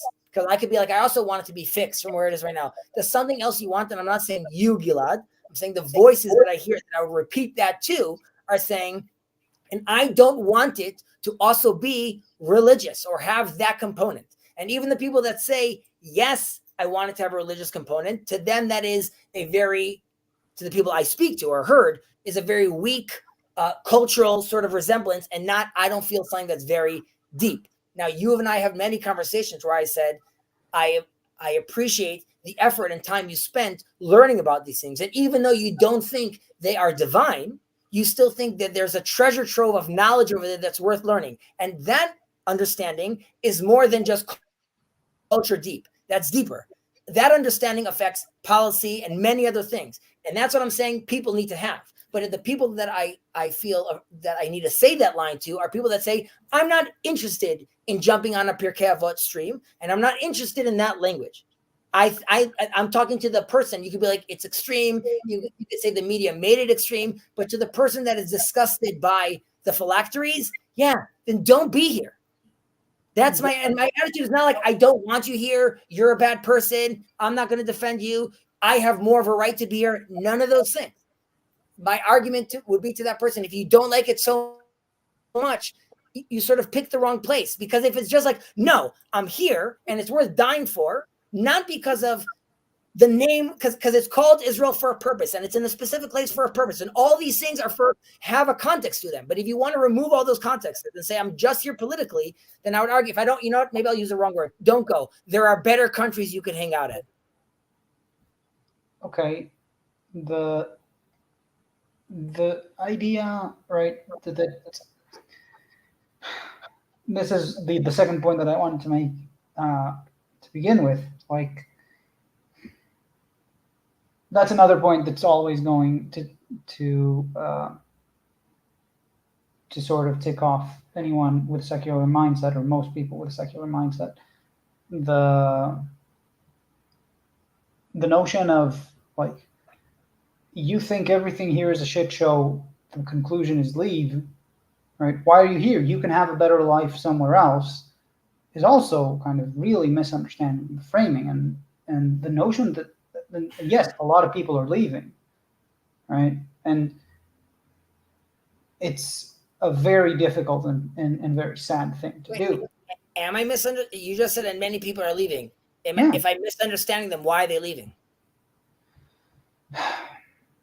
I'm asking generally, because, like, arguably they'll be leaving because it's a shit show, and they feel that it's not worth staying here. Well, they've lost hope. Exactly. Yeah. But if they lost hope, right? I'm saying that is the loss of hope is what, a proof that they don't belong here. I'm not sure. I didn't say that. No, I never said they don't belong here. I said if they lost hope, right? They should go to another place, because the hope that's needed for this story. But and before I even go there, let me take a step back. It's worth fighting for your country, right? Like, you could be like, well, that's what they're doing, Chezi. My argument would be, like, if you're fighting for your country, at the same time, the thing you want it to turn into is never going to happen. So this country that you're saying you want, and again, this is not all the left, this is not all people. The people I'm talking to when I say that are asking for something that I believe is antithetical to what the state is supposed to be. So the thing that let's say, I don't know how to name, like, the stream that, you know, is looking for, I don't know, extremist religious Zionism, the people behind Ben Gvir, Smotrich, people in Kazav. You're not, like, my very clear notion of, like, the country you want is never going to exist, right? Not because of me, right? Like, because, like, it's impossible. Like, that there are things that don't happen, and so, like, you're saying, the country you guys want is impossible, and I'll say, you know, the country you guys want is impossible. Maybe Israel and Judah is not such a bad idea, considering how different those things are. But, like, if you really, like, the way I see it, right, is the way that, for instance, Smotrich is conducting himself as the Minister of Treasury, which is irresponsibly, let's say, and correct, is not a bug; it's a feature, right? It's the way that of his understanding. Yeah, of his understanding, but his understanding and the, like, those notions of, like, they're quite deeply rooted at this point, right? We will fulfill the divine commandment of settling the land in the sort of, like, headstrong, no compromising way. We'll fight everyone. I've heard the terms, like, Biden is an enemy, America is an enemy because they're not letting us fight and transfer all the Arabs and get all our land and all of those things, right? Well, you're going to get the rough end of that, and we saw that in the fall of the temples, right? That's the sort of religious fanaticism that maybe is in our cultural DNA at this point, right? We somehow fall into those spurts of like, now's the time, we're gonna just mow it through, and God's gonna be with us, and God's like, all right, I guess you lose again. Yep. That's that's the future I see. Now you tell me, is it worth fighting for? As long as I'm able to make a single life better, especially if I can even save a single life, then you would agree with me that it's worth it, right? I need to pursue the highest good that I can perceive. And if it happens to be here, then I need to be here. And if it can't be here, right, and that's a very sad moment when that happens, then it's my obligation to leave, right? That's Right. how I see it. But like when you say like that sort of hand waving ways, like, why don't you leave? Like there's a sense in which, like, even when you're saying, oh, I'm making a general claim here, like the sense of it is like, in the implicit, there's like, it would be great if you just left or started thinking about it differently, right? Because this can't work. You have to either change or leave, right? We can't. Yes. By the way, not change or leave, change or you will constantly be uncomfortable. Well, right. By the way, this is true towards the ultra orthodox. This is true towards the shmotrism out there. The same thing. Like, you are living in a thing that's just does not match reality. So just like him saying, having a map of greater Israel, right? Forget like politically, that's also like not what's happening right now. I would say that when you say a sentence like, if I had to leave and that would be a very sad day, right? I can handle sad days in my life. Sometimes my car is broken. Sometimes a whole house can burn down. If I had to leave the land, it's more than just a bad day. It's a fail. Okay? Look, it's a fail because it's. Of course, it's more than a sad day. Come on, don't. No, like, but my point it will being, affect the rest of my life, Chezi. I don't know what you want me to say. no, Of but course, you 1 second. No, but it's not, because if you tell me you're not thinking in 1,000-year timescales, when you say it's going to affect the rest of your life, yes. So your son now, in this case that you had to move, unfortunately, is now going to grow up in America, or now is going to grow up in England. But you're still going to be, let's say, the scientist you are, and he's going to still go to a school where he learns things. And his experience will be different, but he's still drinking milk and drinking water and doing his thing.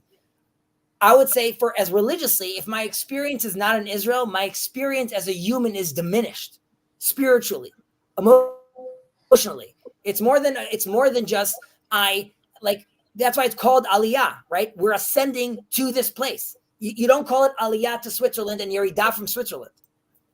okay.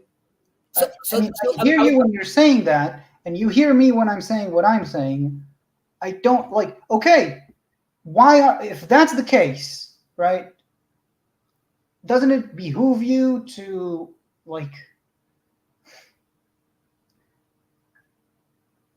actually go out and protest against Netanyahu, for instance? Like the insistence that you have. You're saying like leaving the land would be so terrible for me. It would be a complete fail. And I'm saying like, okay, how about for this to stay, we remove the religious aspects from the law of Israel and allow it to happen culturally. You're saying in a weaker way, okay, we can compromise that. You're saying like no compromise, and I want. When did I say no compromise? You're saying in the sense like you're not saying no compromise. I'm sorry. And I would also say yes, religion should be removed politically from where it is right now, so it can happen naturally. But that's exactly what I want. So I'm fine saying I'm okay having civil marriages because I want and believe more people want to get married through the traditional way. But now politically, Why have you been voting for the parties that are going to do the opposite? because Why aren't you voting for and I marriage? told you this before, because in my estimation, the people on the left, and again, I don't mind voting for someone not on the right, as long as I feel that he's not interested. And I gave you an example of, like, these are these data points for me. The way someone reacts to these phylactery things, that is to me what scares me, because I feel that I could hear someone saying, I want a little less, I want. I understand. We've had that discussion. Okay, but so Gilad, But I'll just say that it still feels like it is still beyond me. It still feels absurd to me that someone being disgusted of phylacteries feels more dangerous to you than someone having a picture of Baruch Goldstein in his house, right? Because in both cases, you could say that, and you said this about Ben Gvir. He will reform. He will become more regal. No, wait, why does that not matter? I'm saying you could tell me he has that picture in his room. He then removed that picture from his house, and I was hoping he reformed. He didn't. So great, he didn't reform.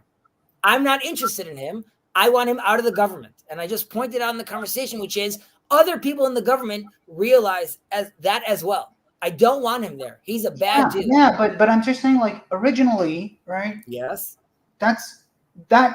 The scale of each of those things makes no sense to me. So you have someone who, like you're saying, he removed the picture. This is a man who for years had a picture of a mass murderer in his house, and he's like, well, he's a horrible dude. But we also have in our government Arab parties, some of them that are okay with terrorism, some of them that have spoken. So there is to vote for our parties. Like, they were not a part of the discussion. But there is a political game being played. You can't ignore that. You're right. By the way, my official status is they should all be removed from power. Is that an option for me, Gilad? It's not. So I have to play a certain game, and I need a vote for someone. Was voting for Gilad an option? It wasn't an option. So when you say, like, let's go on a bigger scale of the tefillin, of the phylacteries example, and I don't think this is a red herring. A few weeks ago, the Muslims had their holiday. There was a complete segregated prayer for Muslims and for men and women, as is custom for Muslims. That was fought tooth and nail against prayers by Jews segregated. It won't happen. They got in the middle. They stopped it. They brought down the segregation. If I want to just let you know, and I think you know this, if anyone on the left or any protester tried to pull off a move like that in the Muslim prayer, either he would be killed or get beaten up. Okay? No one said a word. Everything's okay. They could look how beautiful this is. Pictures on the news, right? And by the way, prayer is beautiful. It's segregated. They're playing. I have nothing against the Muslims or their prayer. The news was saying a picture of this. Look how beautiful this is. How much, even during this time of war, we allow for all these Muslims to pray here in Tel Aviv. What an amazing world. Yet we can't offer that to our own people, right? If they had a prayer and the Supreme Court had to be involved, that to me is an indication where there's a disgust. And there's plenty of blame on the religious camp for how they manifest it and how they explain that. But that to me is an example of, I don't want you. I don't want that attitude. I don't want that happening over here. And I'm okay if it happens from LGBTQ or gay or anything you want. And you could identify as any way you want. If you're going to come and tell me that you don't touch women, or you're going to tell me that you don't want to hear women, absolutely not. You identify as a dog? Yes. You want to not hear women sing because it's a 3,000-year-old tradition and it has to do with the whole culture of the country? No. That's too much. That we can't accept. That kind of attitude, I don't want. So if you want someone from the left that has all left agendas, I could take him on as long as he is loving and favorable to Judaism. And he could say, I'm not interested in the Haredim. That's fine. Then locate to me that Judaism you are interested in, and it can't be a slogan of Saving captives is the most important thing. Call Gilad, and you'll realize that you could dig a few layers deep. And there's so much you could talk about. And there's so much that you could even push your own left agendas. But you don't sound that way. I don't hear any leader on the left that sound that way. And until I do, I'm going to vote for someone that at the very least, first of all, many times it has to do with economics and like other things in better years. But now it's more about a fight is, does this remain a Jewish state?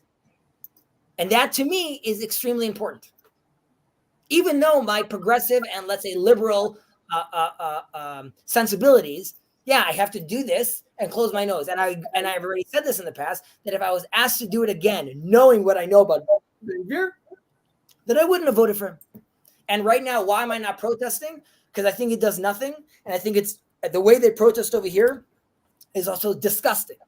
I can't stand it. It drives me nuts. I don't believe in breaking the law. It doesn't matter, but what about your government officials? They're also bad. It drives me crazy. And how do I vote? Well, I vote. I speak to my clients and I push them to clients that have money to invest in things that are worthwhile in this country. That's how I make the difference. That's how I try to make the difference. And I feel like I could go out there and protest. I could also make sure I speak to my client and he donates a couple million to Be'eri to rebuild it.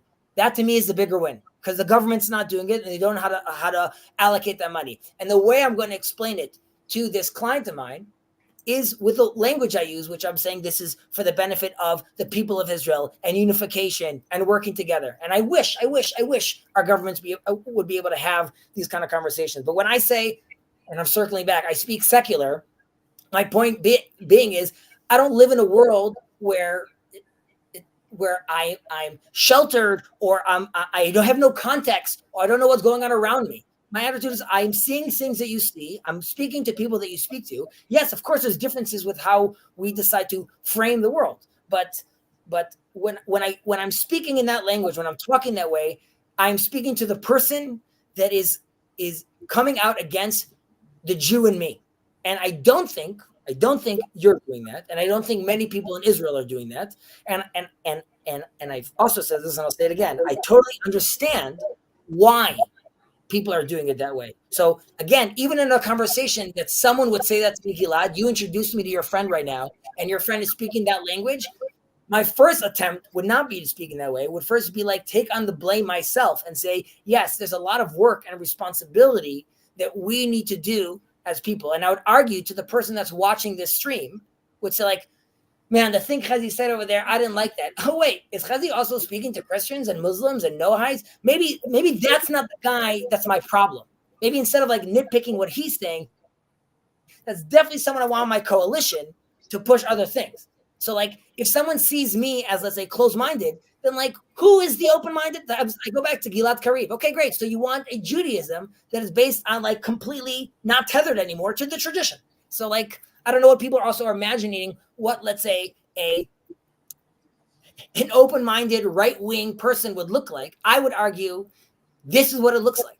But like, if I'm still going to maintain being a religious person, and plenty of people, I'm sure you would recognize on, let's say, the right, see me as like a traitor, leftist. The fact that I call Muslims like Arab my brothers, that's all language that they're not interested in hearing.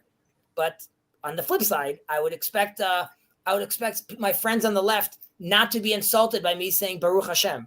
And the lawyer I worked with when I was working as a lawyer, anytime he was like, hey, Chezi, what's up? I'd be like, thank God. He's like, what does God have anything to do with it? So first of all, I understand your sentence. Why do you have to be an asshole and say that? But for him, it was like, why are you even saying that?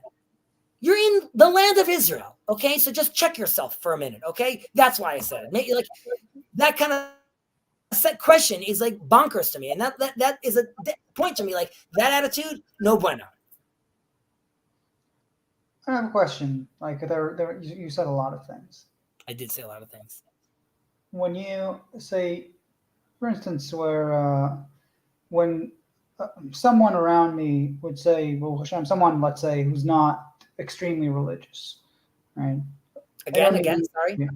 Someone around me would respond to, how are you, with Baruch Hashem? Someone maybe not that religious, maybe somewhat traditional, like I don't think I would do this with someone who's very much within the tradition, because I think it's an asshole move.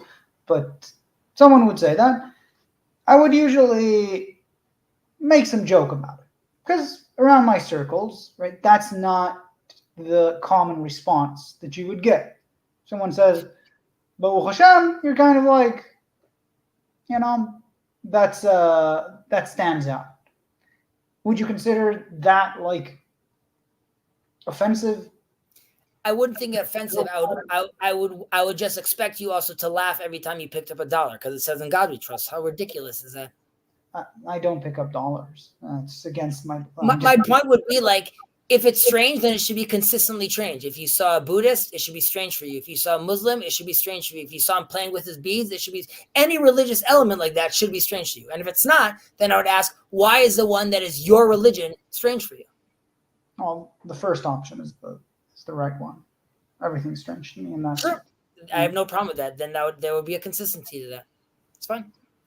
I pointed out though to you earlier that if the news wouldn't publicize, hey, look, segregated prayers for Muslims, I wouldn't care. So but they do the opposite. On that context, like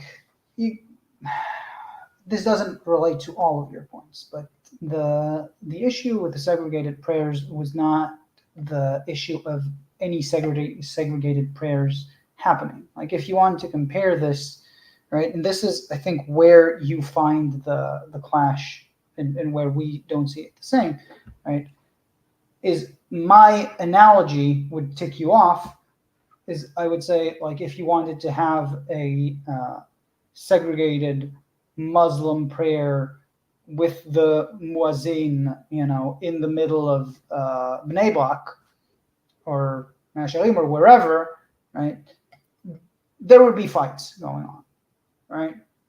There would be protests against it. There would be fights. The Supreme Court would be involved, etc. Right? The context in which this is happening is a context that is already extremely volatile. That's the problem. And that's the problem. People praying in the land is never volatile. I think there would, Jacob. Like not even necessarily by the locals, right? The sense of having in Israel a Muslim prayer in a distinctly. I'm reading Jacob's comment that says. I know, and I would agree with you. I would agree with you, Gilad. I would just ask that. Skip with me for a second to the point where you and I both agree that like having a prayer, so to speak, like in the middle of, let's say, secular Tel Aviv, right? The attitude is like, is this the right place for this? And I think there's a difference between Muslims praying in a Jewish space, two different religions, quote unquote, playing in each other's space, one being secular, also being secular, being accepting, liberal, understanding, right? That's built into the name secular. I'm sorry, because in Israel. And then its own nation's religion on the Day of Atonement. So, like, would you agree that ultimately it was a mess up on the quote unquote seculars? They should have just left that alone. Like the optics of what that looks like, stopping the prayer on the Day of Atonement, like that is also the appropriate time to, like, it just shows how little self-awareness there is, which would be like, even if you wanted to fight this, why would you fight this on the Day of Atonement? Yeah, I'm not sure. I mean, it's not that I'm saying you're definitely wrong. Like, because if you're asking optics and things like that, I don't think that's the interesting discussion. Like, because if we're going to discuss strategy and optics and what would gain more, like, that's a whole. I think we agree with me that the principle is what matters more than that, right? Yes, but the conversation started with you saying, like, Chezi, if you said it this way, you would turn off X. And I'm saying that's why the optics, like, even if you're against that, is just completely misreading the map of like someone in the room just said, hey, Gili, random guy, don't go today. How about tomorrow we'll go, or next week when they're doing a prayer we'll go. Like the fact that like the fact that that there's like no sense of self-control or the way to go about fighting these things. And this is true also about on the right, obviously. Like for ultra-Orthodox, and again, this is a group of them that are extreme, but for them to go out and fight police, even they disagree with why the police wants them to join the army, to call them Nukhba terrorists is just insane. It's insane. It's just crazy. And like you like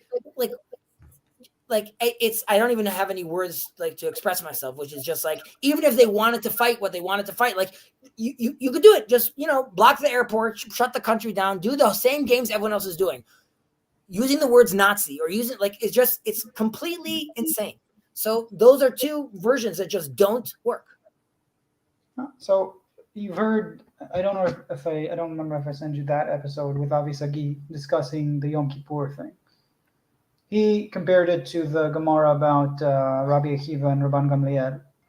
About Rabban Gamliel telling Rabbi Akiva, you will come to me on Yom Kippur by your count with your money, against all of, and he was saying, right, like if the religious had respected the Supreme Court as they should, Rabban Gamliel in that story, they would understand, like, this is the analogy, right?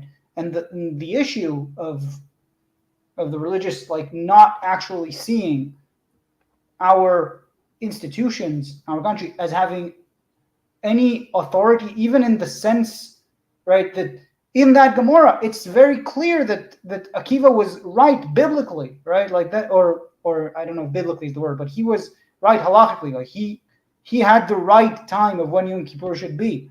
And yet, he had to do this because this is what the law of the land is dictated. And to me, right, that's how I see that contention acting up, because like you're going against the underlying message, the implied message is your laws don't apply to us, right? And when you say your laws don't apply to us, to a people who are already, first of all, fearing, and second, experiencing, right, the results of coercive religious practices, the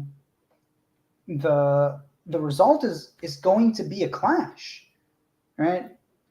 But first of all, okay, so I would say there's a concept called Dina de Malchuta Dina, which is like the law of the land sort of gets. But I, like, if you're saying Dina de Malchuta Dina, then you're separating again, right, and saying that it makes sense for the secular to not be considered Jewish. Right? No. Dina de Malchuta Dina is about Jews living outside of the land of Israel.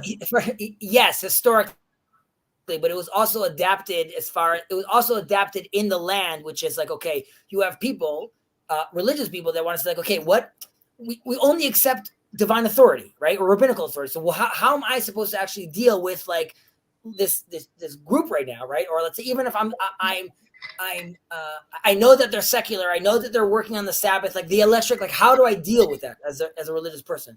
So there's a concept which is yes, adapted from the outside, Dina de Malchuta Dina, which is not that you're looking at the country as secular, but you have to respect the governing body, because ultimately that's how the things play out. And this is also one of the reasons why, even though Jacob disagrees with me, why I think politics is at the very least an option for like being a divine vehicle that one could use, because these are systems that humans have that allow us to sort of interact and do things. So now, it's not foreign to say like, listen, Chezi, this is what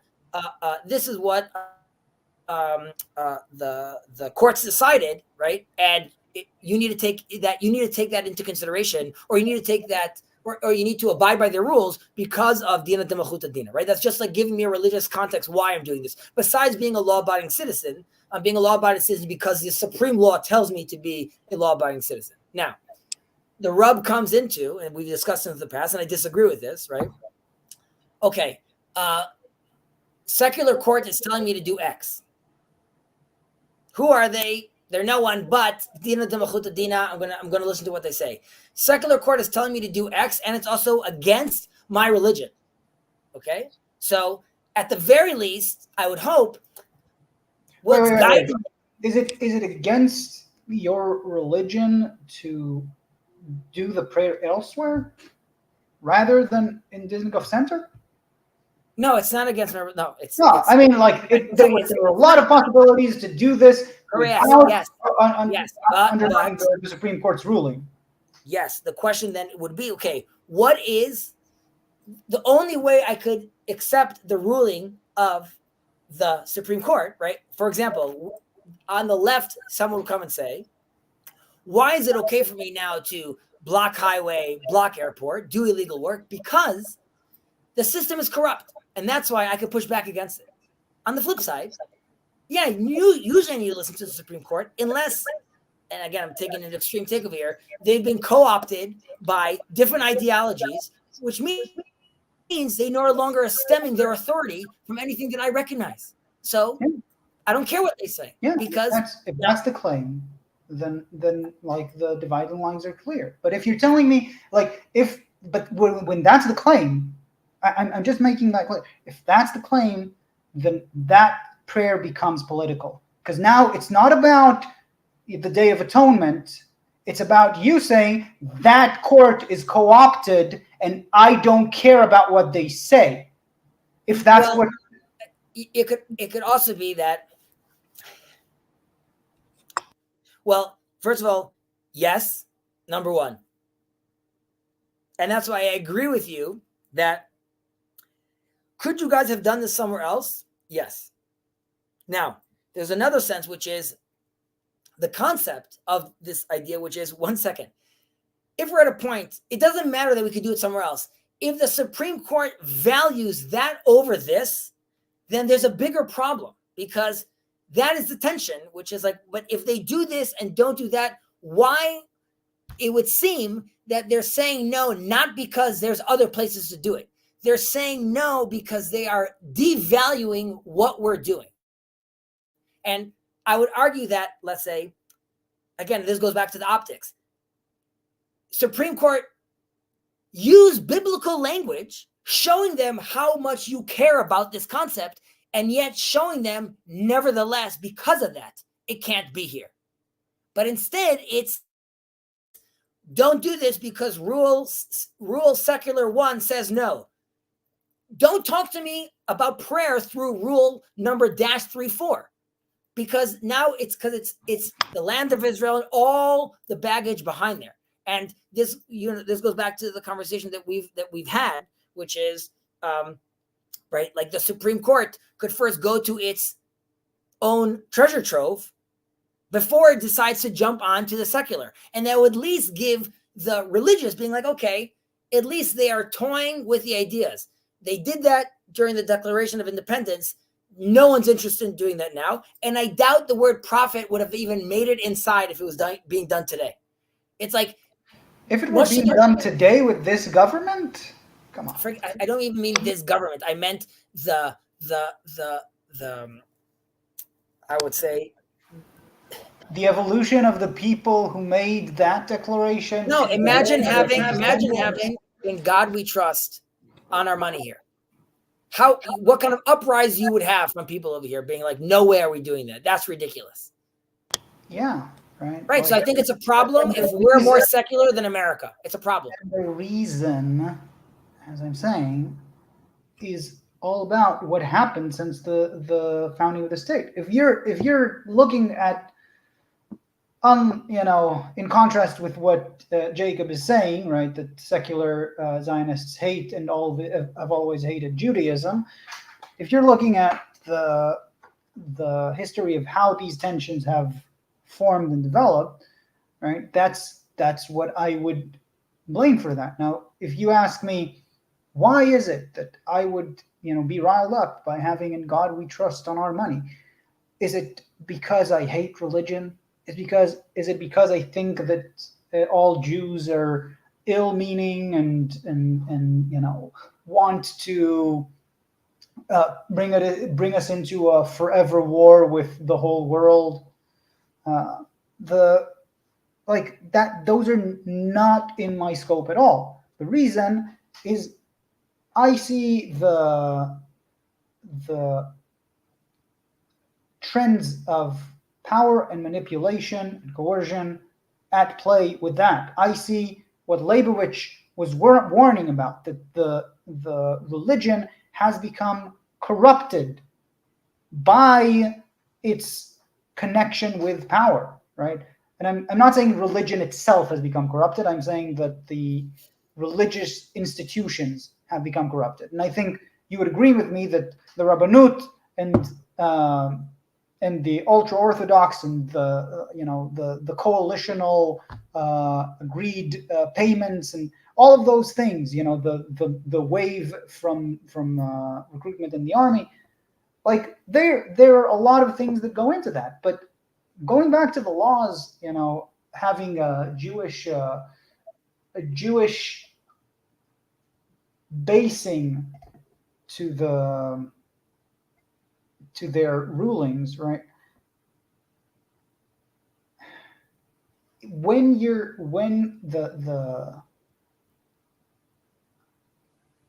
Whenever you reduce the playing field to power and who has more power, then like you have corrupted the ability to do such things, right? I think that there is a lot of reason why you don't want to now start basing, like if I were a judge right now and I had to decide whether to put Jewish context in the rulings that I'm making, I see someone's worried about your blood pressure, Chazi. What? In the comments. I'm okay, Mark.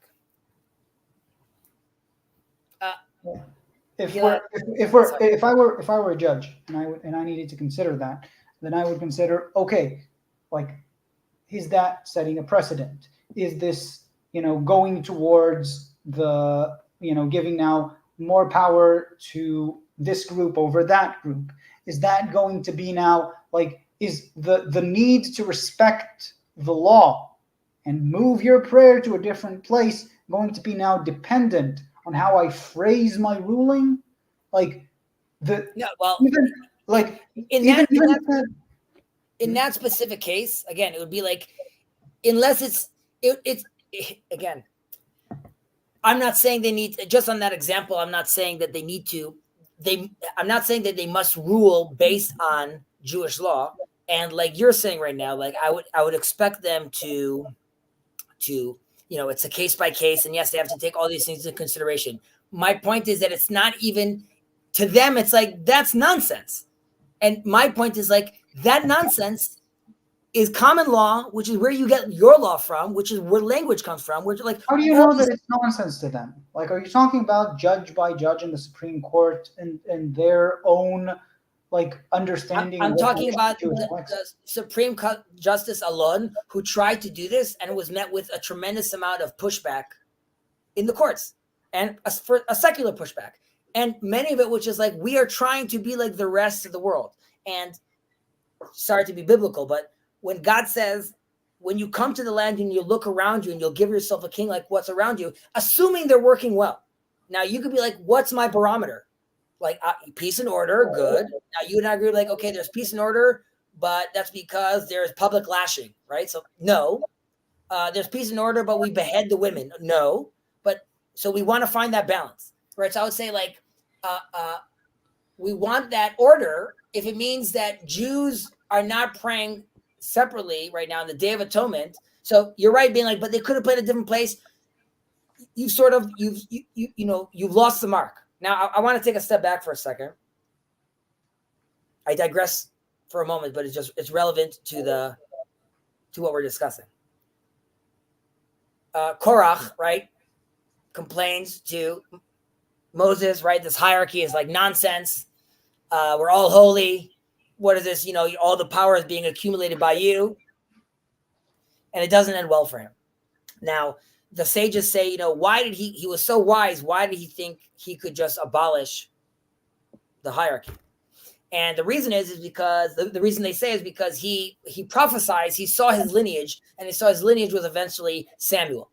And Samuel the prophet, who's also a Levite, he does do exactly what Korach wants. After the Israelites lose to the battle to the Philistines, and they're focusing constantly like, the ark is going to save us, the ark is going to save us, the ark is going to save us. He realizes the institutions became corrupt. He doesn't rebuild the tabernacle. He doesn't bring the ark and put it in there. He leaves it by Aminadab's house. He doesn't have people come to the courts, to the Sanhedrin. He goes around the land and personally gives over judgment. And he himself, not the high priests or the priests themselves, he brings offerings. And he realized that there's a time and place for everything. And that's what Korach got wrong. You're right. There are times where power corrupts and hierarchies could become corrupt. And I would argue that the way religion is being manifest in our country has become corrupt. And if that's the case, and that's the reason why I currently agree with separation of church and state, so to speak, or synagogue and state, is because it has become corrupt and it needs a flattening. But only because I want it to return to its former hierarchy, which I believe offers, love and peace and sensibilities and all those things. But I want to be able to say that comfortably with people not feeling like, oh, he's said that he's like a deer of the left, right? Like, just if you think you can't say that, then I don't think you know the left. If you're going to say, I want to get religion out of the state because the state is ruining religion and religion has become corrupt, you are going to be, applauded by the left. Of course, yeah. You can say that. But Gilad, you and I know, okay, sure, right? But Chezi also means, right? So now your friends are saying, hey, Chezi sounded great, right? That sounded good. We love that idea. But Chezi wants that because he believes it will bring more religion into your life. Are you okay with me saying that line? Sure. Because, first of all, right, when you tell me, right, that there would be more religion in my life in terms of what I want to have in my life, like, it won't be enforced on me, it won't be coerced as Correct. It is right now, then, of course, I don't want it, I don't take it. As long as you give me that freedom, why would I be afraid of it? Right? And this is generally on the left. And you would say, you could say on most people's part, you would be right to say that they don't imagine that would happen to them, right? They would say, Chezi can believe that I would become more religious, and I know the truth that I won't. And once freedom would be given, then religion, as Jacob says, would go into the corner and die, right? I can believe that. You can believe this.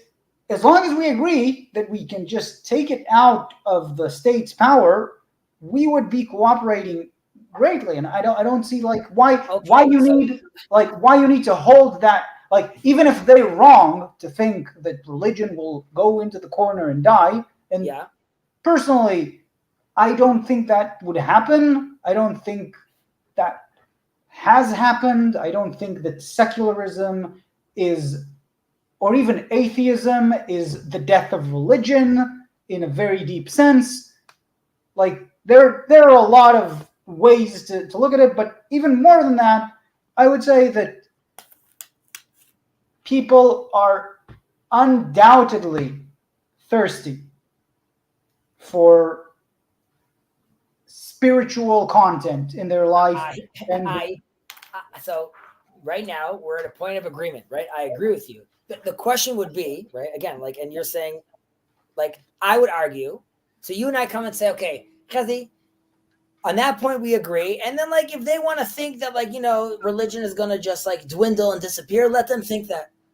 I would argue that if they saw that it wasn't happening, then they would feel the need to be well, 1 second. It's happening again. There's more of it. And there's more and I want to be wrong about that, but and this goes back to the tension I have, which is what I hear, right? When people say yes, we want to embrace religion, or yes, we're okay with that. It's not, it feels more like that's what they're hoping for, and less like that's what they're okay happens. And that doesn't mean I don't have to just accept that as a reality, right? I can't tell people. You think it's not symmetrical, right? Like if you saw religion actually dying out, right? Would you not go, oh, that's not what we wanted? Like we have to change this, even if there's no coercion, right? Like that sense, right? That you're saying like. But who would I blame? You would blame. You would. You would blame the communist, atheist. No, wait, stop. We agreed. What's like? We agreed right now in this new game. We agreed that like we're going to separate the religion. There's not going to be coercion, right? Now you could argue because of that, Chezi, it dwindled, it disappeared, right? There's no hold anymore in society, right? That's the risk I'm taking. I'm putting my money down on the master of the universe, saying like it's going to go the long run. On the flip side, the risk you're taking is you just said, you know what? Don't give me coercion, and I'm fine with it. Now a majority of the country wants to be religious. Does that mean for you, I guess I need to leave right now because this is not the place I wanted? And then that goes back to the first conversation, which is first of all, whether I need to leave or not, right? Not that you need to leave. Maybe you want, like, whether I want to leave or not. Like, yeah. If you're telling me like the whole country becomes masharim religious, that's not a place for me, right? I don't think that would happen. No, I'm just saying like generally speaking. I'm just saying generally speaking, right?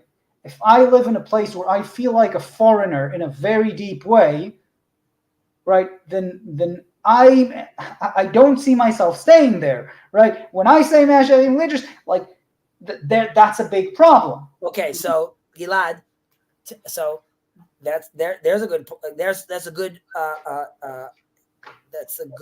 use of words, right? If I feel like a foreigner, right? That's what I'm saying. Like when Shikma Bresser reacts that way to tefillin, she is exposing foreigner, because my point is not foreigner to, I know her dad was born here, I know she likes Israel. Foreigner to the religious aspects of this land. So I would agree with you. The example you gave right now, let's not go to the example of the ultra Orthodox. Let's go to the example, it's all Chezis, right? You might still say it's still too religious to me. It's still too, and then the question is like, okay, so if looking at me makes you feel foreign, then the question goes to like, then if you have more in common than with the Swiss man, then go there, and not because then leave. We hate you. You don't belong here. You don't want to be here. And if the person that wants to be here because his father was here and like the British gave him the land, Israel, the name is just by coincidence. And like, and then yes, you have to start taking into consideration all these other elements that are here. And my point is like, then you should leave. It's not because it's just like there's better weather other places, better views other places, more opportunity for your child in other places. All like in that attitude, you would be ascending, leaving this desert. Okay, so that's and that goes back to being foreign. If someone ends up feeling foreign, if he becomes more religious, then I feel yes, like that's a problem. And I want to know from the secular, what is the most amount of religion they can handle before they feel the foreigner. And like for me, if your skin is like, if on the Day of Atonement it's too much for you, then like your skin is still too thin. Now you need to now obviously don't force things down on me. Yes. All that's true. I understand. I know all things I need to do to fix. I just removed all the religion. Tell me now, not Gilad, speaking as the other seculars, what is it okay for me to sort of expect for them to take on as far as like the Jewishness of this country? Or is it like nothing, Chezi? The expectation should be nothing. Well, it's hard to say when you're asking like what would make a person feel like a foreigner. Right? I think the gist is like if your version of religion is denouncing the core values that their entire like family lineage held, in saying like, nope, right? They were all wrong. The things they fought and died for, meaningless. We got the right answers, and this is what everyone should recognize as the right answers, because our journey is longer or whatever. Like, I think that's a lot, right? That's a lot to demand from anyone to sort of accept. If you're saying like, again, there's no level of coercion involved, then what I would reckon happens is that there would be more flexibility, and that there would be more of a variety, right?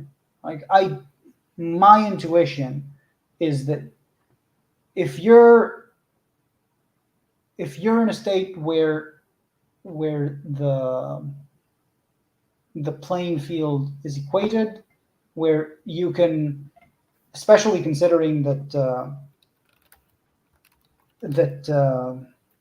there's also Arab population here, and like there's a sense in which this country has to have some elements that are not only for the Jews, right? Then I think I actually think that this doesn't have to be like foreign for even people that are complete atheists. If you want me to quantify like how much is too Jewish, I guess I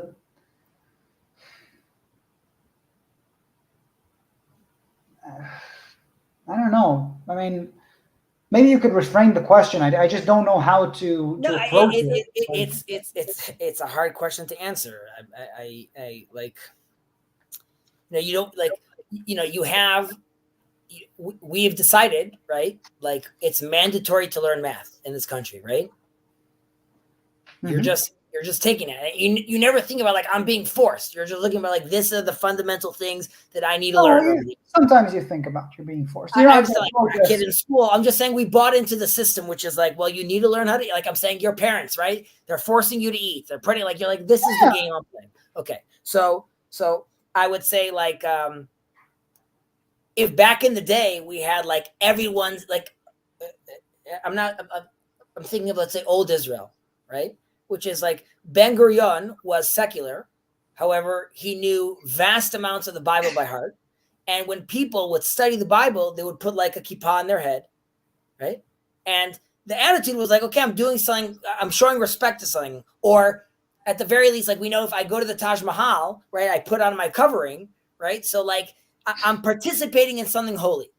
So that would be like a start, which is like bringing back to the schools, at the very least, these ancient texts and studying them. Now, I think if you want to like a concrete example of that, I think whichever school you brought something like the secular yeshivas program, you wouldn't get any pushback from the left. Like, wait a second. Whoa. You are telling me right now, I wasn't even going to go there. Let me just specify what I mean, right? Because what that program is you take, Gemaras, Mishnahs, you discuss a topic, right? And I don't think you would resist this in any way, but you discuss this both from how Chazal discussed it, and you bring sources of philosophers discussing this same topic, right? Yep. If you wanted to do that, like, philosophy lessons in school include sources of Jewish, let's say Toshba or Gemara, whatever, and you come on, Jacob. And you discuss this in the context of how did other philosophers, religions, etc. spoke of this, then like, yeah, that doesn't make you feel foreign. That doesn't make a secular person feel foreign in this.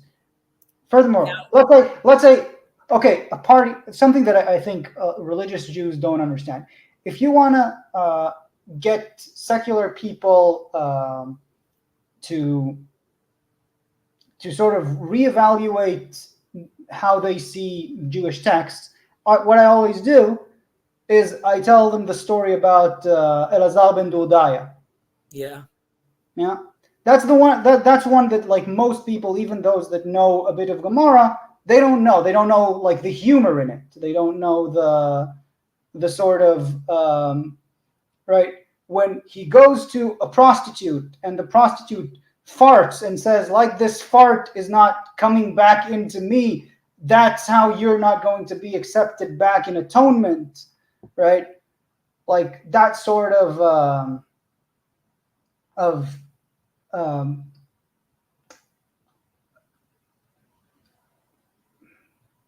comedic genius, let's say, in the, it's kind of like, you can compare it, let's say, to, just in terms of the value of that comedy, right? And I know it's not just comedy, like, the whole story is, no Gemara story ever ends in the punchline. It always, like, continues about 5 pages after that, right? But and makes you understand much more.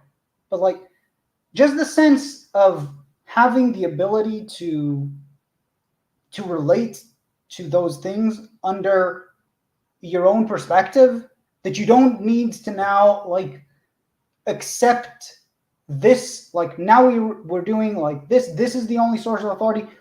Let us get a wider view, right? If you, my honest intuition, and, like, I'm not saying this from nowhere, is that most, like, the vast majority of people, of Jews in this land, would be absolutely okay with it.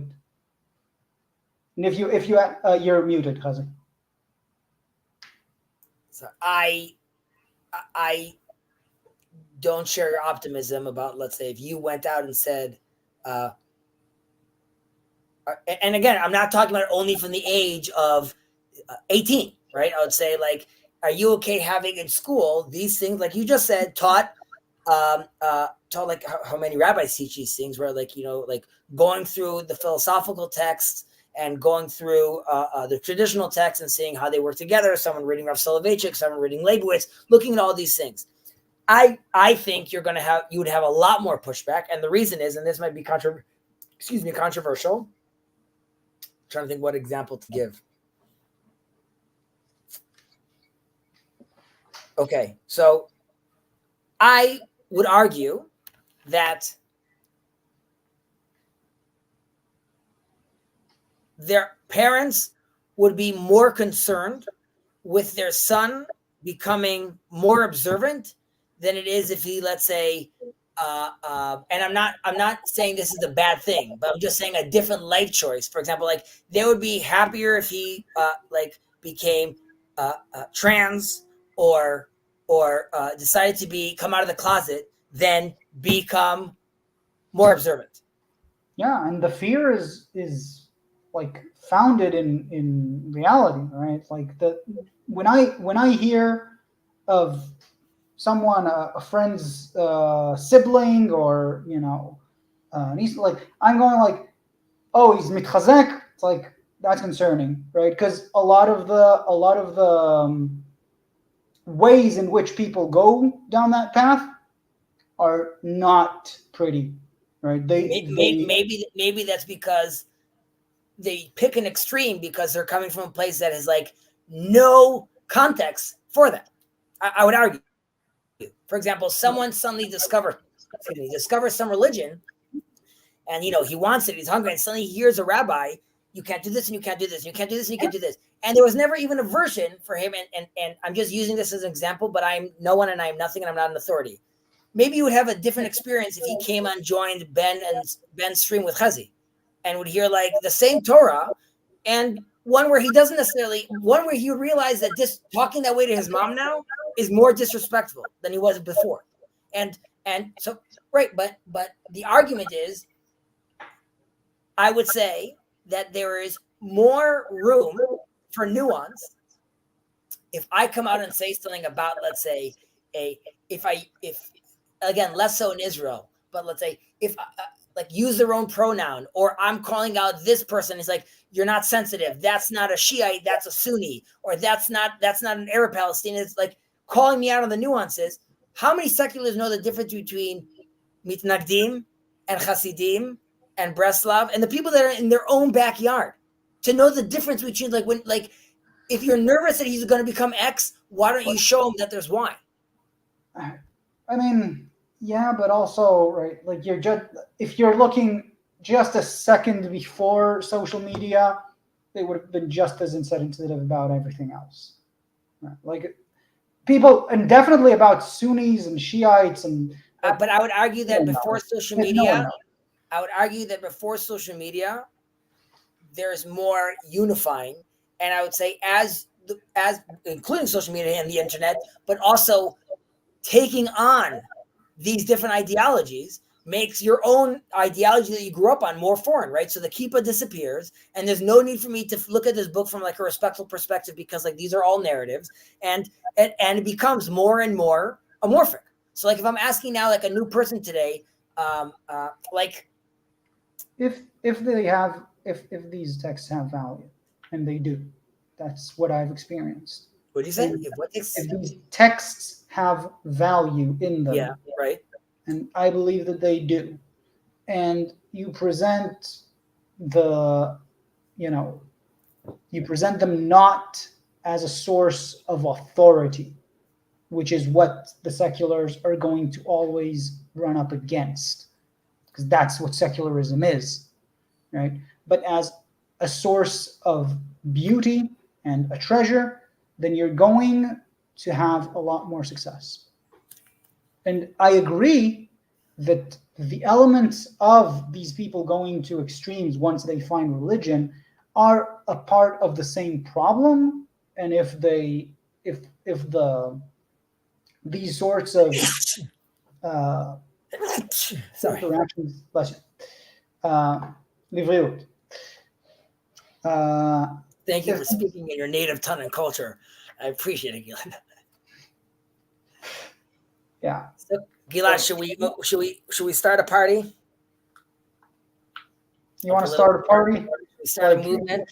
Should I get the balloons? Do you know, I used to work for the Likud, sort of adjacent. For this. All right, so like, I don't know. Lately, I've been feeling like because seeing how the sausages were made was horrifying. Horrifying, yes, horrifying. Really, sitting in these rooms in the Knesset where these debates happen was horrifying. But I don't know. Part of me feels like I should either man up or shut up. Sort of. But on the other hand, like, what is manning up looking like? I want to tell myself that, like, these conversations a part of that, but like, what are we doing ultimately at the end of the day? And there's, of course, there's camaraderie and brotherhood and all those things are true things. But do you feel when you're talking to me like, oh, like most of people are like thinking like Chezi, so like I'm hopeful, and on the flip side I'm like, everyone's like really like Gilad, so like there's someone to talk to? Or you feel like, no, like it's not like that. I was fortunate enough to find one of them, but that's that. Like and you don't have to answer this right now, and I don't even know further what the question is. But like, do you feel like the second about me? Before you move on, do you feel like the latter option is true about me? That most people are not like me? Well, first of all, I feel most people are good and nice, and those are all true things. I feel like most secular Jews, most secular European Jews are much, I would say, much less rooted in their culture, their religious culture, than you. And I would argue that like a mechina is just like it's a newer phenomenon, relatively speaking. And I don't think it's so like I would argue like, yes, that like most are not like you.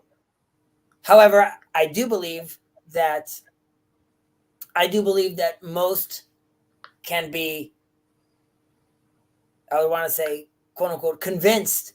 Like, you're saying right now, having Mechinat in school, I could see people buying into that. I don't think people agreeing to that right now. I think that's something that they could be bought into, like, with discussion. The question is, like, does it require,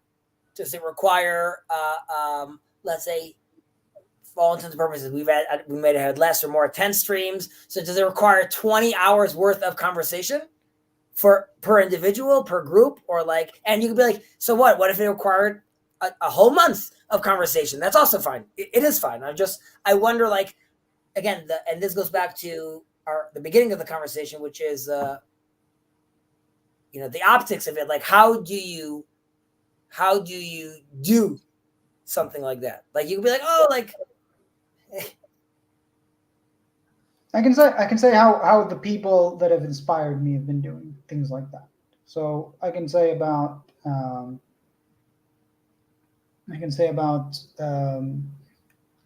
the Orthodox rabbi that came to teach in the secular yeshiva that I was partaking in. Really wonderful person. His name was Leon Vinodau. Leon what? Vinodau. Leon Vinodau. It's like Vino dash Dao. I don't know what origin it is. Vinodau. Gotcha. Okay. So Harvard Institute. Okay, that makes sense. He was brilliant, and some of the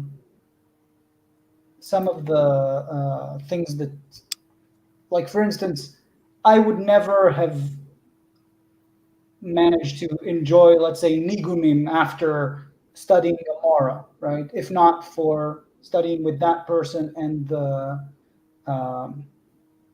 true respect and reverence that he showed. And I think, like, that if the way that he went about it, right, the way that he made those connections with, secular people, not on his terms, but on their terms, and managed to bring the richness of his world to at least my experience, that was inspiring. I think what Avi Sagi is doing is inspiring. Like, he's certainly not secular, right? And he's Shomer Torah and Mitzvot, but the combination, right? His ability to relate between the works of Kierkegaard that he studied for years and his own Jewish faith, and to also be involved in the political realm and calling out the ways in which it's lacking, and the way and all of the the different like you said, calling out, for instance, the real way that the dilemma of hostages was dealt with in the Gemara, in a podcast, in this case with my dad, and that maybe wasn't accepted so well in the realm of very like black and white sound bites, but it's extremely important, right? Presenting it as an undeterminable dilemma. And still, on the next podcast, he was talking about how completely unbearable it is that even if this dilemma is undecidable, right? The fact that their voices are not being heard, and that was long before they started the protests. The fact that these people are being sort of shoved to the corner, in contrast with our history, where I don't remember her name. Some related to Honorad. I don't remember if it was. I think it was his mother, that she came time and time again to the prime minister's office and was always treated with respect in comparison with how the families of the hostages are treated today. And when sorry to run off on that, when Moshe Meron, the founder of the leftist traitors, is given a seat at the Knesset every day just to go out and hold his derogatory signs outside and fight with people. Right? That those are, if you're talking about like how I see this playing out positively in the world, those are examples of people that I see doing that. Those two at least.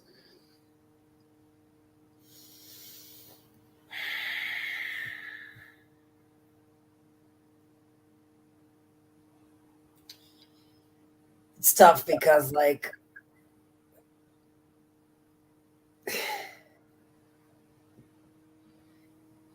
even if we win, whatever that means in this war, and we get them all back, right? Which is, by the way, I think the country is doing a mistake, like not talking like real numbers level. Like, I know there's like a move about like, there's like a number, which doesn't matter if they're dead or alive, but like we should be real with the numbers that we're talking about. I think like it's not fair to the population. I think whatever, that's just like we should be real, period. Correct. I know, correct. I just, it also changes the equation. But I have no argument with you on that end of the we should be real, and right. So like there was never a disagreement on that. And I just like, we get them back, whoever they are, right? We get them all back. It still just feels like so just like what does even an overhaul look like? We had a stream once, like, the Phoenix Rising or things like that. And I think it goes back to what you just said about, those people that inspired me, like, right, who's inspiring us right now? I'm saying, like, even if we win, like, I think what's inspiring us right now, almost in like a tragic way, is the soldiers, which is just like, wow, these people, like we feel comfortable because, like everyone in the country is willing to do what's necessary besides the leadership, apparently.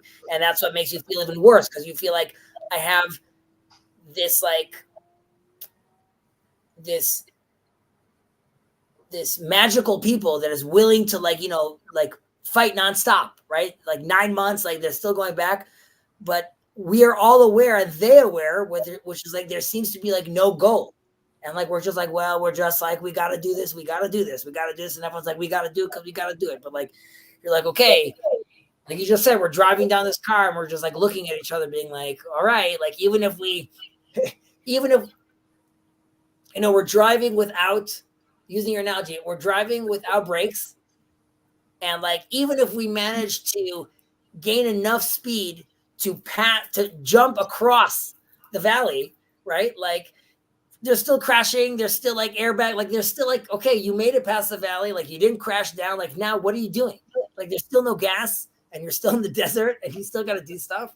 So and I understand, like, well, right now the focus is really to make that jump. I get that, and I'm sensitive to that, but I don't know, like, you and I are having this conversation. Do you feel that like if possible, it would be needed for like everyone in Israel on that side of the divide, quote unquote, to have that conversation with like another counterpart? I feel that in this current, well, I don't have that much hope. The analogy, by the way, was about myself, just feeling like I don't understand how I'm still running, rather than. I understand. I'm saying I'm taking your analogy. We're going to a new place with it now. I feel like, I know where I come from in terms of like the people around me. Most people are not capable of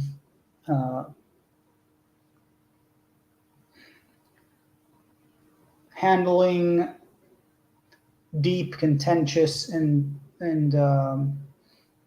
real encounter with people that are different from them in real ways.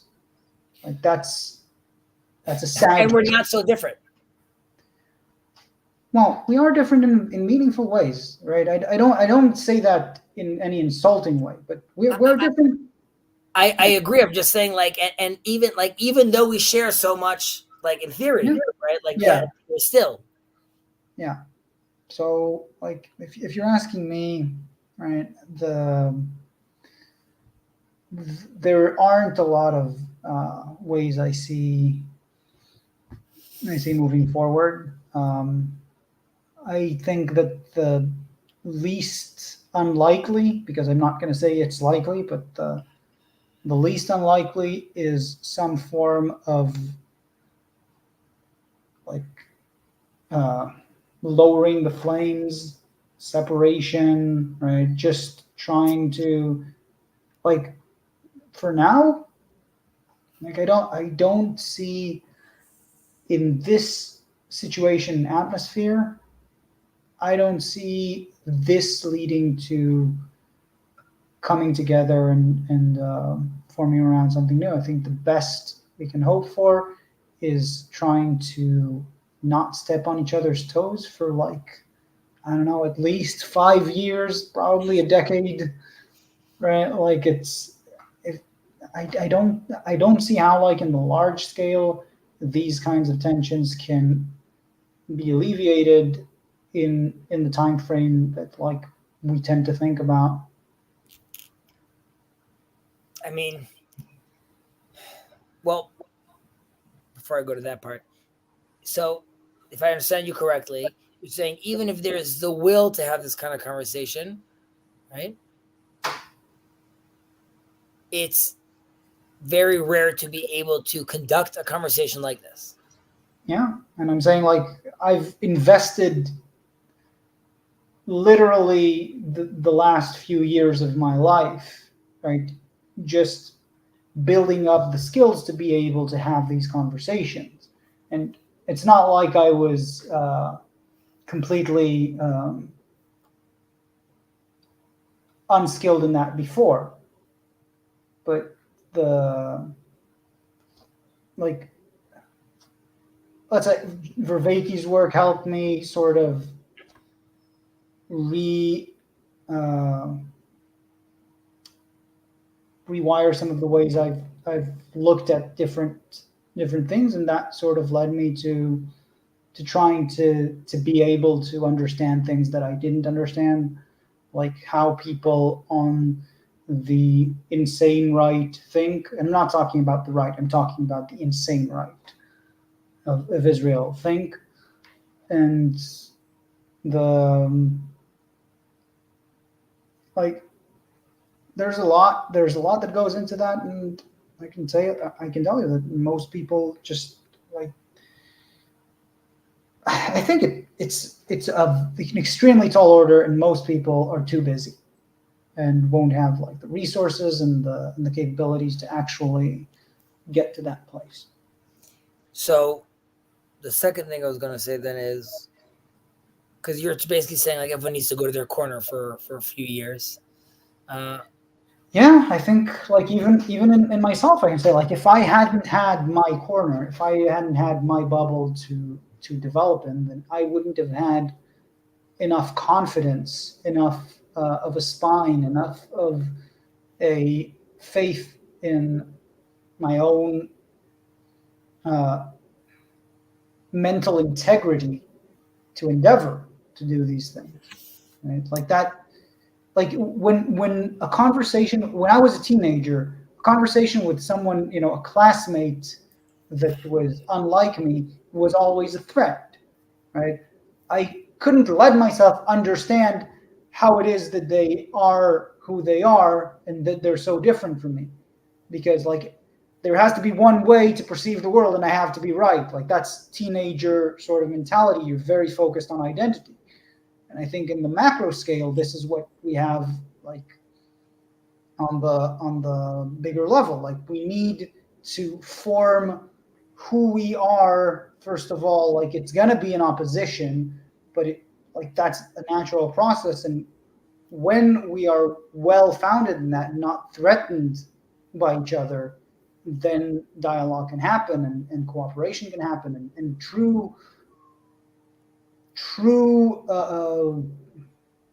mutual or and reciprocal nourishment can happen.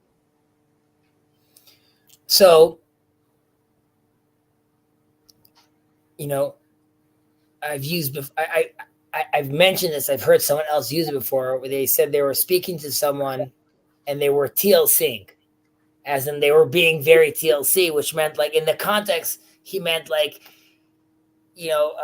good faith, steel man, all those stuff to allow yourself to, let's say, have a conversation like this. And I would think that maybe, like you said, there's going to the corners. I think we need to be enchanted, sort of, again. And I think this also has to do with leadership. Like, I think if we could find someone or see something that's inspiring, that I believe like is unifying. Like, maybe you'll agree with me. There was a very horrible event, which was when these 3 captives tried to escape. We ended up killing them. And the mother and the father, but the mother has become more, let's say, recognized, reached out to the soldiers that did this and basically told them, like, they shouldn't for a second, like, no one's mad at them and it's not their fault. And I think for the country, it was sort of like a relief in a certain sense to see that, which was like, to see someone like that manage to do that for us, or at least for me, that was like, I need to know that exists. Because like, I want that to be, someone could do that. And then you see someone do that. And that gives you a certain, like you said, like, you're the rabbi that inspired you, that got you to think about, I know that's like at a different level, but like seeing that. So I think, a leader that would be able to speak in a language like that is inspiring, that manages to sort of speak about the common denominator. I think like that is a route potentially. And I go back to sort of our conversation, which is, do you think, and it doesn't have to be ours, but like, you could think of like, do you think a model like this could be inspiring for other people? Which is like, you're saying, listen, like many people can't have this conversation, but people could see a conversation like this. People could enjoy a conversation like this. And then it could be like, listen, well, Gilad and Chezi, you guys are the wrong people for this, to have this kind of conversation. It needs to be like, a more articulate version of Chezi, a smarter version of Chezi, like, a person that, doesn't talk nonsense. I don't know, like whatever, forget me. But like, do you see this kind of conversation? Do your friends and people in the chat could chime along? And this is, we're not looking for praise, but do you guys see this as inspiring? And by that, I mean like 2 people from different sides of the aisle, so to speak, trying to talk to understand themselves? Or is it just interesting, just like a reaction video of Lord of the Rings is interesting?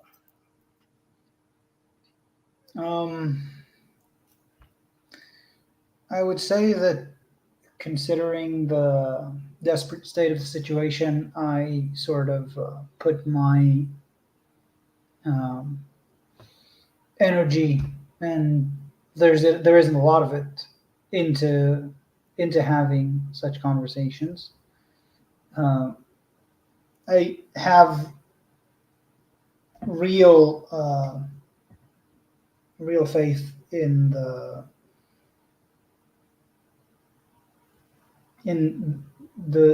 meaningful, how meaningful true dialogue is, and that faith is regardless of its I wouldn't say regardless, but it's not dependent on its observable additional value, let's say. Right? I don't know. I don't know whether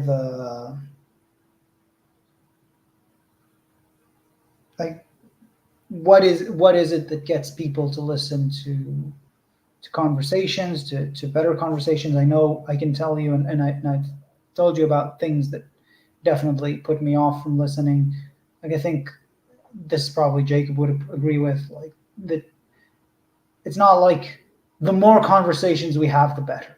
It's not a matter of quantity. It's not like, and when you sent me Shirky in the Daniel Dushi podcast, right? For me, it's like that's a guy who is in no way like he's claiming to sort of represent the leftist liberal, and it's like appalling, right? The level of spinelessness that he's presenting, and whatever, whether he's starstruck or whatever other reason, right? I can't watch that and go like, he challenged him. Well, I would say similar things. The conversation became interesting. It's just like you let someone on and spew whatever. Like you would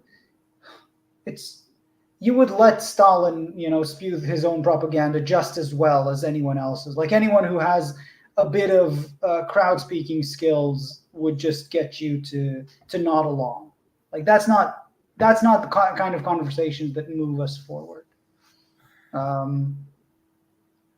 But yeah, I don't know how, let's say, early Jordan Peterson got it to work, right? To have actual, or how Joe Rogan, for that matter, gets it to work, like to have people listen to hours long podcasts with.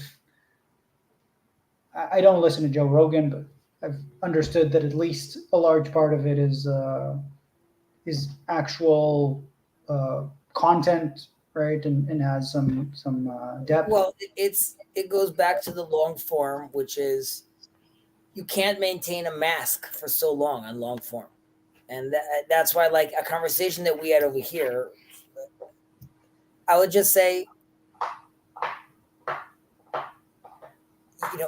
what you see on the media in the world, but specifically also in Israel with regards to our context right now. It's like we're talking about the most fundamental, like you're literally talking about like, okay, what should we do up north? What should we do up south? Should we do a deal about the hostages? We have 5 minutes to talk about this. It's insanity. It's insanity. and having and it's even more insane that like they have a 24-hour news cycle more or less, and still they chunk it up into 5-minute bite sizes and that just repeat themselves in cliches. Right? It's not like they're lacking in time to have an in-depth conversation. They're just never going to have it. That's the insane thing to me. Like the news has literally, spread out to cover almost all of the time, and they don't have, like, they're not dedicating it to actually talk about anything, just to, have these bite-sized, bullshit sections where they say absolutely nothing of substance. And if it worse, it's damaging. It creates a larger rift between the people. Like I'm just saying, it's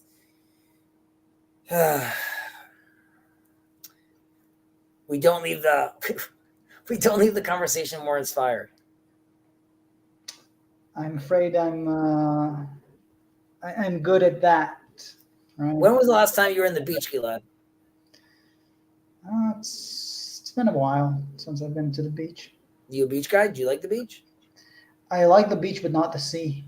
I mean, I like being. What's left in the sand? I don't swim. I love the sea. What I'm trying to say, I don't swim. I love the sea. I love being around the sea and listening to it, but I don't swim. And I hate like Israeli sand.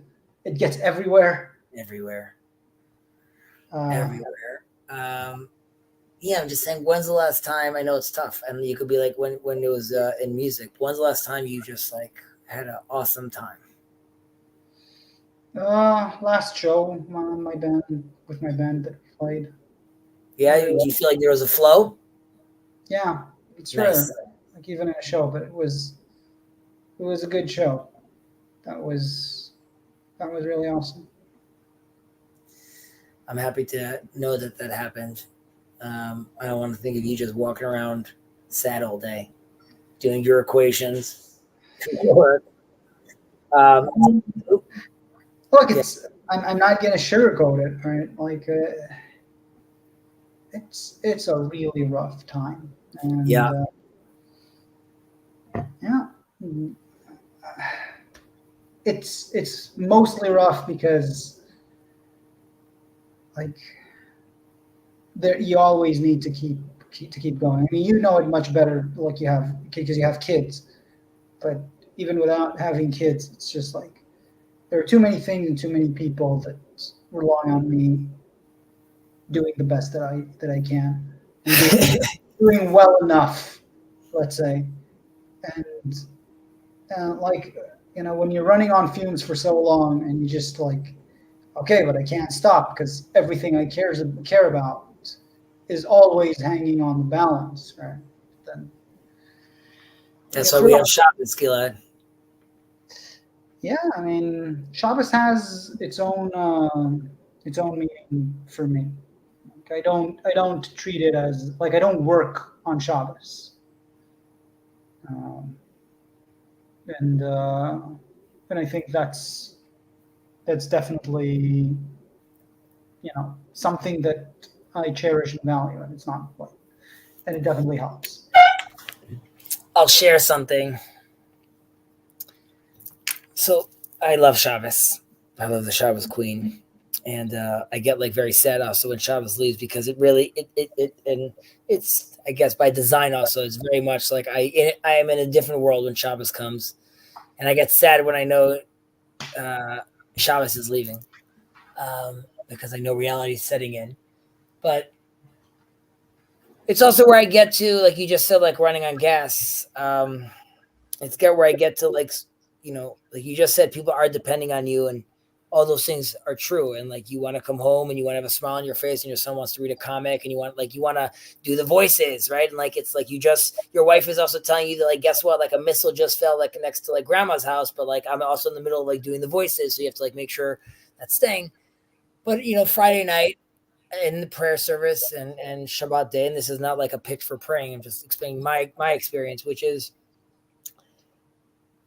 that's when I get to sort of let loose. And like when I hear the prayer, so Jacob, cover your ears. But when I hear the prayer for the country and I hear the prayer that we say for the soldiers, right? And we pray that God gives them like them wisdom that they'll make the right, and obviously that God's protecting all the soldiers wherever they are and the captives. Yeah, every week. And my son knows to like look at me. I'm always crying every week, and like I don't walk around during the week crying. But that's when I could let loose, and that's let loose. That's when I could let my guard down, so to speak, and that's where I could just be in a space where, like, I love being in prayer with my Father in heaven, so to speak, but with my Father, and I get to express a tremendous amount of love and a tremendous amount of not disappointment, but sort of disappointment in myself and the scenario that we're in, and cry because I feel that. Um, because it's worth crying about. Like you said, it's very hard right now what's going on, and it's also a release in a certain sense.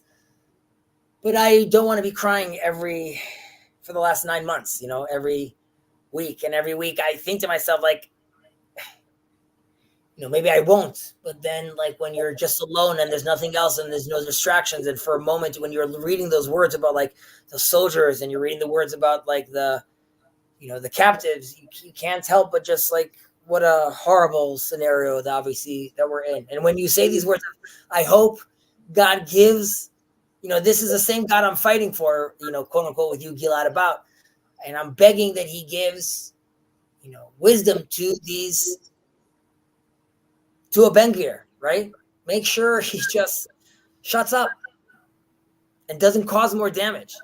And then it's framing not to like make him have an epiphany that he'll just suddenly become like a good dude, but just like cause less damage. And so when you ask me about like, do I go out into the streets? I don't go out to the streets. I pray. I ask. I hope. And again, I explained how in other ways, donating money and helping and things like that. But my relationship with God is not and I don't think you're thinking about this. It's not like, oh, I hope that, Gilad prays in the morning, and I hope that like more people do mitzvahs. Like, yes, that's like, there's a narrative out there which I want, like the betterment of the world, but I want him giving me the same things I believe that you want, which is I want peace and I want tranquility and I want there to be love between brothers and siblings and sisters and think what we're focusing on right now, which is like the war and the divide.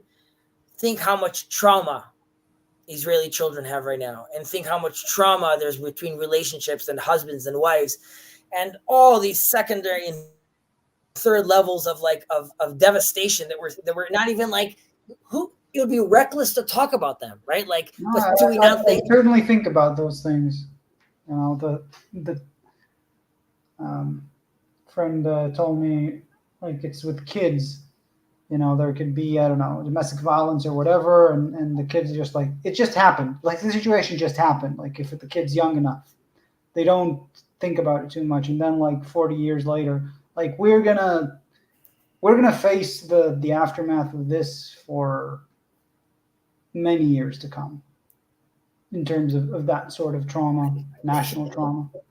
So the only way is to we say in every generation we have to see ourselves as if we, right, were freed from Egypt.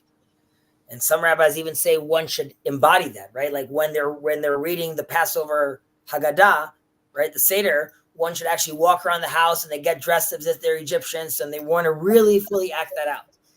And there you're talking about like a trauma that we used to then create a nation. And when we spoke about the Phoenix Rising, I hope that is the the silver lining that comes out of this. That we come out with better leaders, and we come out as a nation that could take this trauma and turn it into like the sturdiest foundations in the world.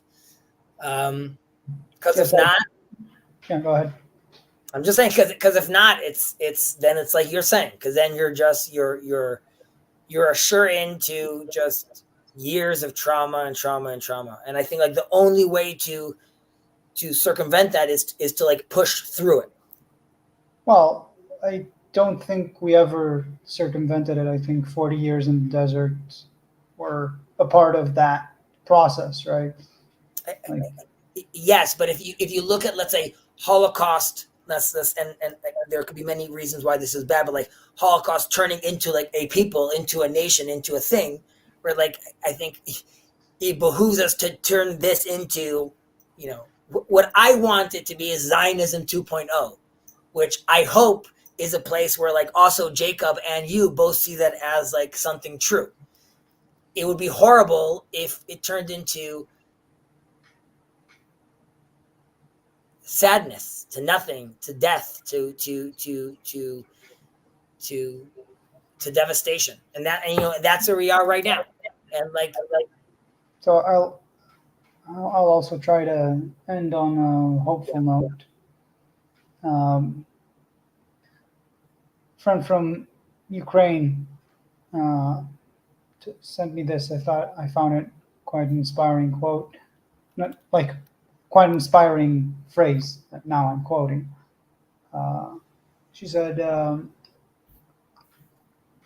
"The future is dark, but you follow the sparks of light that you see, and when enough sparks of light get together, then you can see a bit further ahead."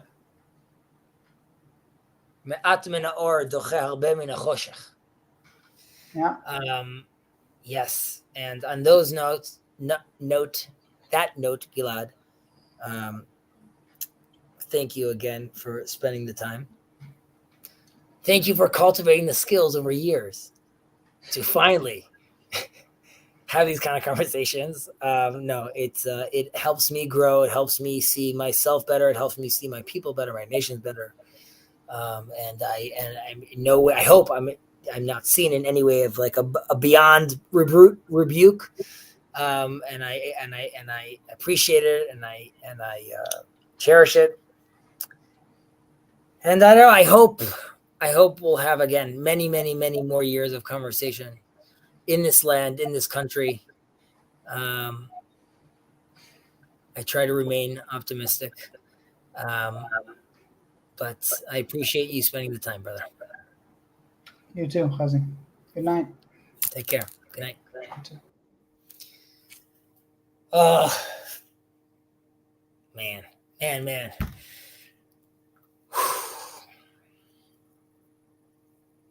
If anyone wants to join for a few minutes, they are welcome to.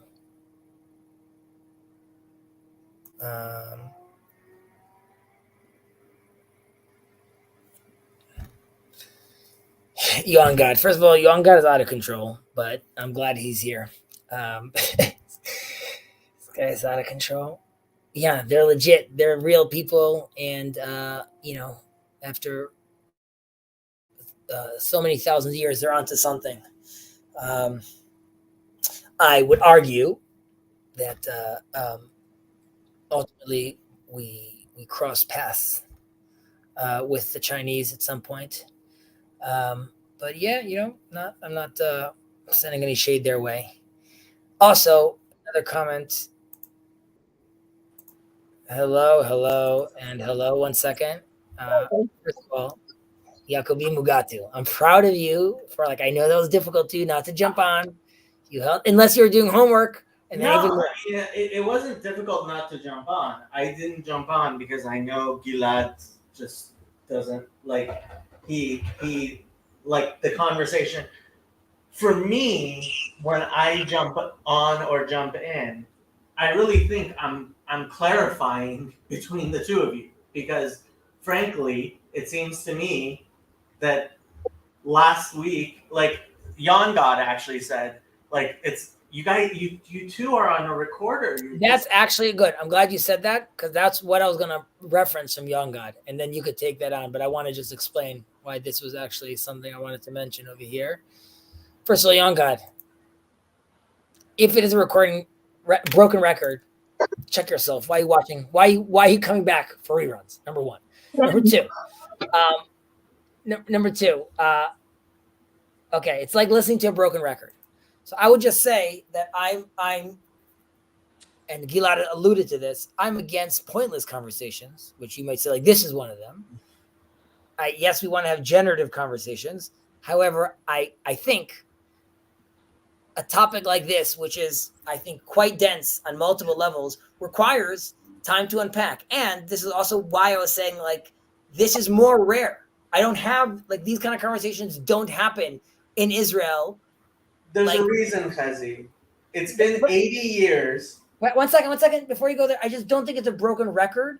I think it will be a broken record if it went nowhere. I would argue just from me having these conversations with him, it's been beneficial to me. So and as far as people watching it, you could look at it as a broken record. I think that there's more clarification. Right now, for example, I think this is, and I think I needed also last week or 2 weeks ago, whenever that is, to get even to this place right now.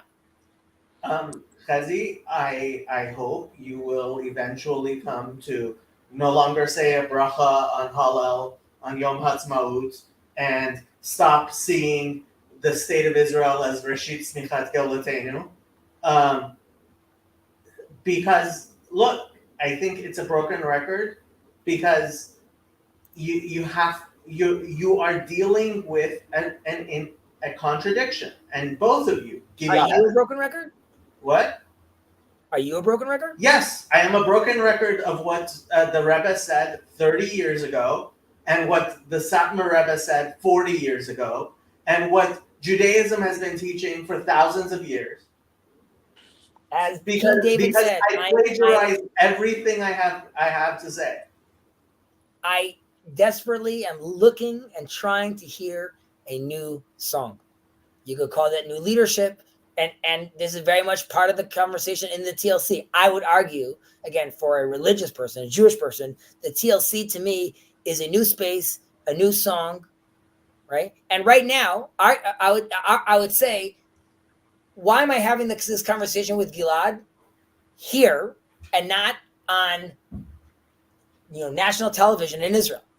But like, this is where the conversation for me is happening with someone like this. But he lives in Israel. I found him through your server, right? Yoav, what is he doing here? Okay, like the Khatam Sofer said, Chadash Asur Min Torah, right? But as Rabbi Molot says, Shir Lashem Shir Chadash, right? But for a believing Jew, that Chidush has to be like Chodesh. It has to be the cycle of the moon. It cannot be a Chadash of Yesh Ma'ayin. And that's what I think the problem is, that when people are trying to make a Yesh Ma'ayin, we have no capacity to create Yesh Ma'ayin. Yesh Ma'ayin, to anyone listening to us, means like Ex nihilo. Yeah. Okay, and I would say, to explain, I was arguing about having a new song, and Jacob is saying like we can't just make up new songs, referencing, I think you'll correct me if I'm wrong, as in, let's say, the argument about Zionism. Well, secularism would be like, it's obviously the wrong song, so it's not even relevant as far as you're concerned. And Zionism would be a false new song, and obviously it doesn't work because like you're talking about like it's the notes are wrong, the bands are wrong, it's not working. Right. And look, I think what would have been much better would be if you and Gilad had gone to a Farbrengen, or if you go to a Farbrengen for Gimel Tammuz, or you invite him over for dinner Friday night, because ultimately the problem has to do with the fact that Gilad doesn't feel at home with Judaism. Of course, he doesn't feel at home with Judaism. I would argue. His religion is Zionism, which is a different religion from Judaism. I know, but how come you're still talking the same talk then? What? I mean, why were you having the same conversation? You've had it a number of times. Well, I would say that, first of all, Sandy, I hope you're doing well. I would say that I am cleaning my room. Good. Following Jordan Peterson, exactly. We're seeing right now. It's like disaster mound.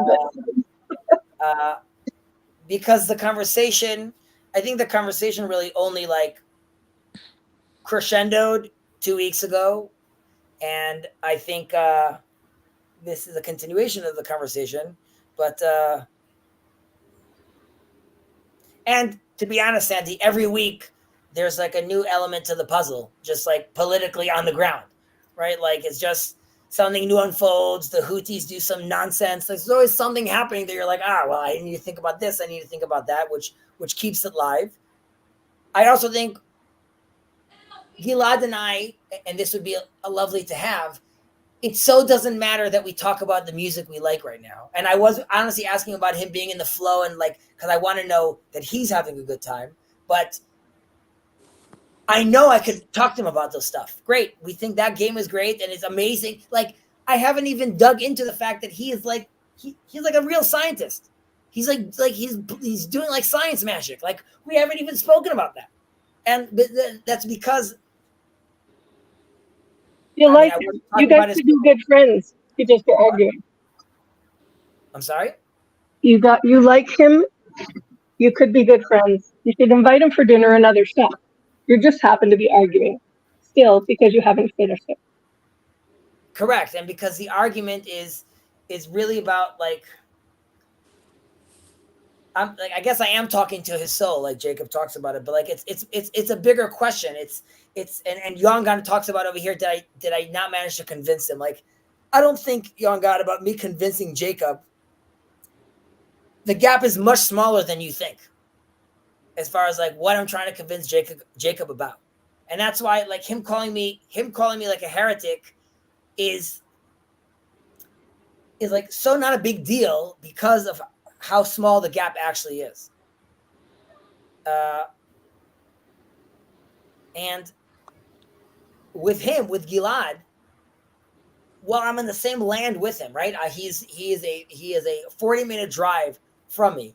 The gap is much wider, and that's the problem. And like he was alluding to some of that right now, and I think I pressed him on this, but yeah, there's a gap over there, and that's also what makes me sad because. And Young got also mentioned this about like I'm stuck in a between a rock and a hard spot, but I don't know, and because Jacob would look at, and I say this only in jest, but like I think you'll understand what I'm saying. This when like I'm a watered down version, so to speak, of let's say the Judaism that he wants, right? Chezi has these crazy ideas, and he's like, right, like there's only like a few things that give me like my saving grace, where he's like, no, I know he's still legit, but like barely, right? So like, and that is too much for Gilad, right? So like Right. that's Because Chezi, you can't make a pshara like that, and that's the word I used 2 weeks ago, which means a compromise, right? There is an idea some people have that you can make a religious compromise, and you can't make a religious compromise. That doesn't work. I don't call it a compromise. Well, if you were doing what some people do, which is make compromises, like I wouldn't even talk to you. You like the people who are actually compromising, like the kumbaya types. I can't stand that, and I don't stand that. I know this. I know you are seriously where you are. At the same time, I think you are just holding on really, really deeply to this false messiah you have. Who? Zionism. But I don't. But I agree that it fails. Okay, so it failed. So stop saying Rashid Smichat Gelotenu. But it is not. But it's saying, not. But that's Jacob, the problem. It's not. Be with me. 1 second. Be with me a little more for a second. In our Pirkei Avot class that we gave, we ended it right now with saying, why does it end with Hashem Melech L'Olam Va'ed? And why not Hashem Melech L'Olam Va'ed? And I said that our sages say that because this is a process. It's not over yet. It has his glory has not. It's the Rashit. It's the beginning. Now you could be like, well, Chezi, then call Genesis the Rashit, right? Of that whole arc, and I could be with you, right? Like we're always moving.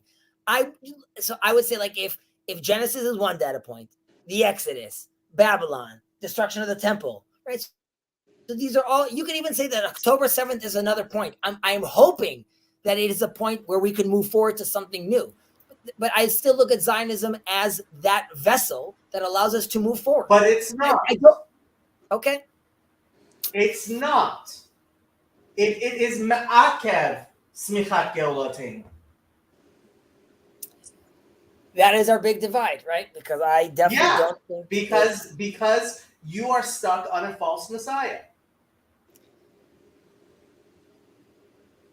Well, I'm not stuck on it. Because I'm fine with it changing. Like, wait, like 1 second. What would it look like for you, right? For there to be like, because you're saying that akev means I'm stalling, right? How do I get out of the way? And you've already said like we're at this point, it clearly wouldn't be all Jews leave the land, right? So what am I doing? I would just stop saying a bracha on halal. Rabbi, I'm not. I hope I'm not extreme. I follow the Chabad line, and frankly, everybody is constantly saying Chabad is too Zionist or not Zionist enough, right? Which maybe, I mean, it's not a perfect thing, but no, you don't say halal on what you call it. You have to realize that I can support the Jews who live in Eretz Israel, and I do. Right, without thinking of Medinat Israel as something a religious entity. It has no religious chashivut. It has no place in our liturgy. It has no Jacob. place. An Israeli flag has no place inside of a synagogue. Jacob, 1 second. Do you, because I'm only asking this because I know your answer, but doesn't Maimonides say that Christianity and Islam have religious significance? Sure. Well, So no. Hold on. Yes, you are absolutely right. I am as opposed to an Israeli flag inside my synagogue as I am to a crucifix inside my synagogue. It's the same thing. Sure, it's great. The exact same thing. So do you think Maimonides, who was okay including Islam and Christianity as path makers, do you think he would include the state of Israel as a path maker? You're changing the subject. I'm not. Of course, I believe everything, including the Holocaust, was something which will lead to the coming of the Mashiach. But I don't celebrate the Holocaust any more than I celebrate Yom HaAtzamot or the declaration of the Israeli flag. What is Zion? Does it actually show up somewhere? Yeah, the word Siyum shows up in the Bible. It's the land around Jerusalem. But sometimes also referenced as in it's Jerusalem has 70 names. One of its names is also Zion. It's also the land of Zion. Secular Zionists don't believe in religious community. Secular Zionists don't believe in religious community. Gilad doesn't think of himself as a stepping point towards the Messiah. That is for sure, yes. And you're telling him he is. Yeah, that's not. I'm specifically telling them also in the context of like how one looks at the land politically and ramifications from that. And like, if you don't believe that, then like sort of what extremes you'd go for the land and how you would treat the land. So that's why it matters specifically in that context. But there's also, it will matter to you and to people who are following a religious trail to get from there to the end. You're following God, and if what I understand of God is true, and even God is following God, whether he knows it or not, because God has a way that he works in and through everyone. But you're still not going to be able to show him that pamphlet and say, hey, look, we're on the same plan, we're on the same journey, because he's not going to see that. What he needs to see is it from however it is that God's taking him through.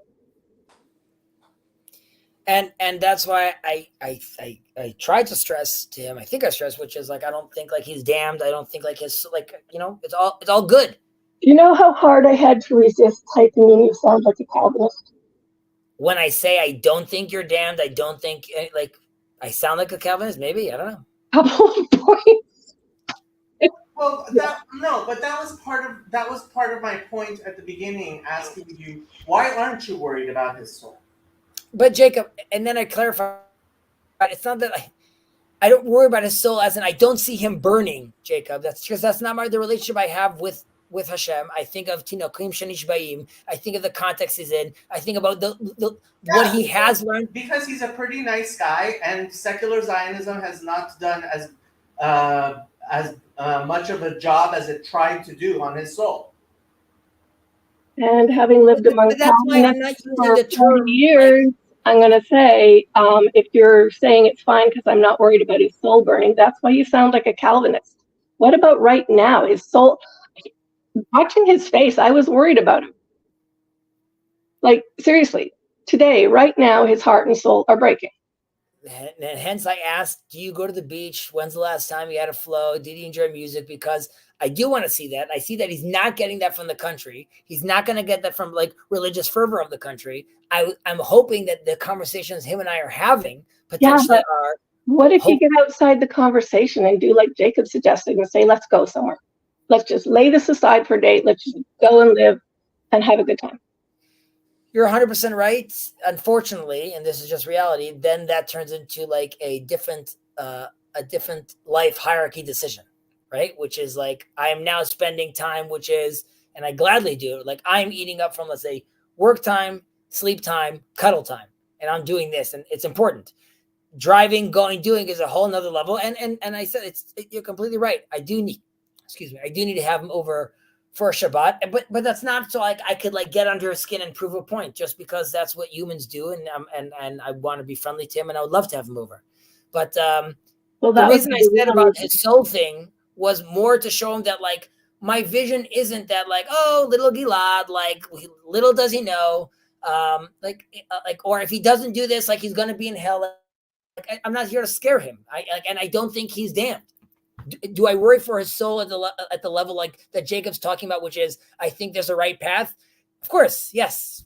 I worry for everyone's soul. I want us all to be oriented properly. I want to just mention this over here. I don't know if this is true. Maybe Jacob would agree. Oh, Chezi, Gilad is depressed because he can't reach you, just like you can't reach him. Except while you, Chezi, have an unshakable faith, Gilad is more sensitive to earthly troubles.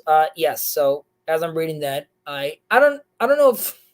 No, he's not wrong. I wouldn't say Gilad is depressed. He's sad, and he's sad because he's slowly coming to the realization that, in fact, and this is what he was saying to you, Chezi.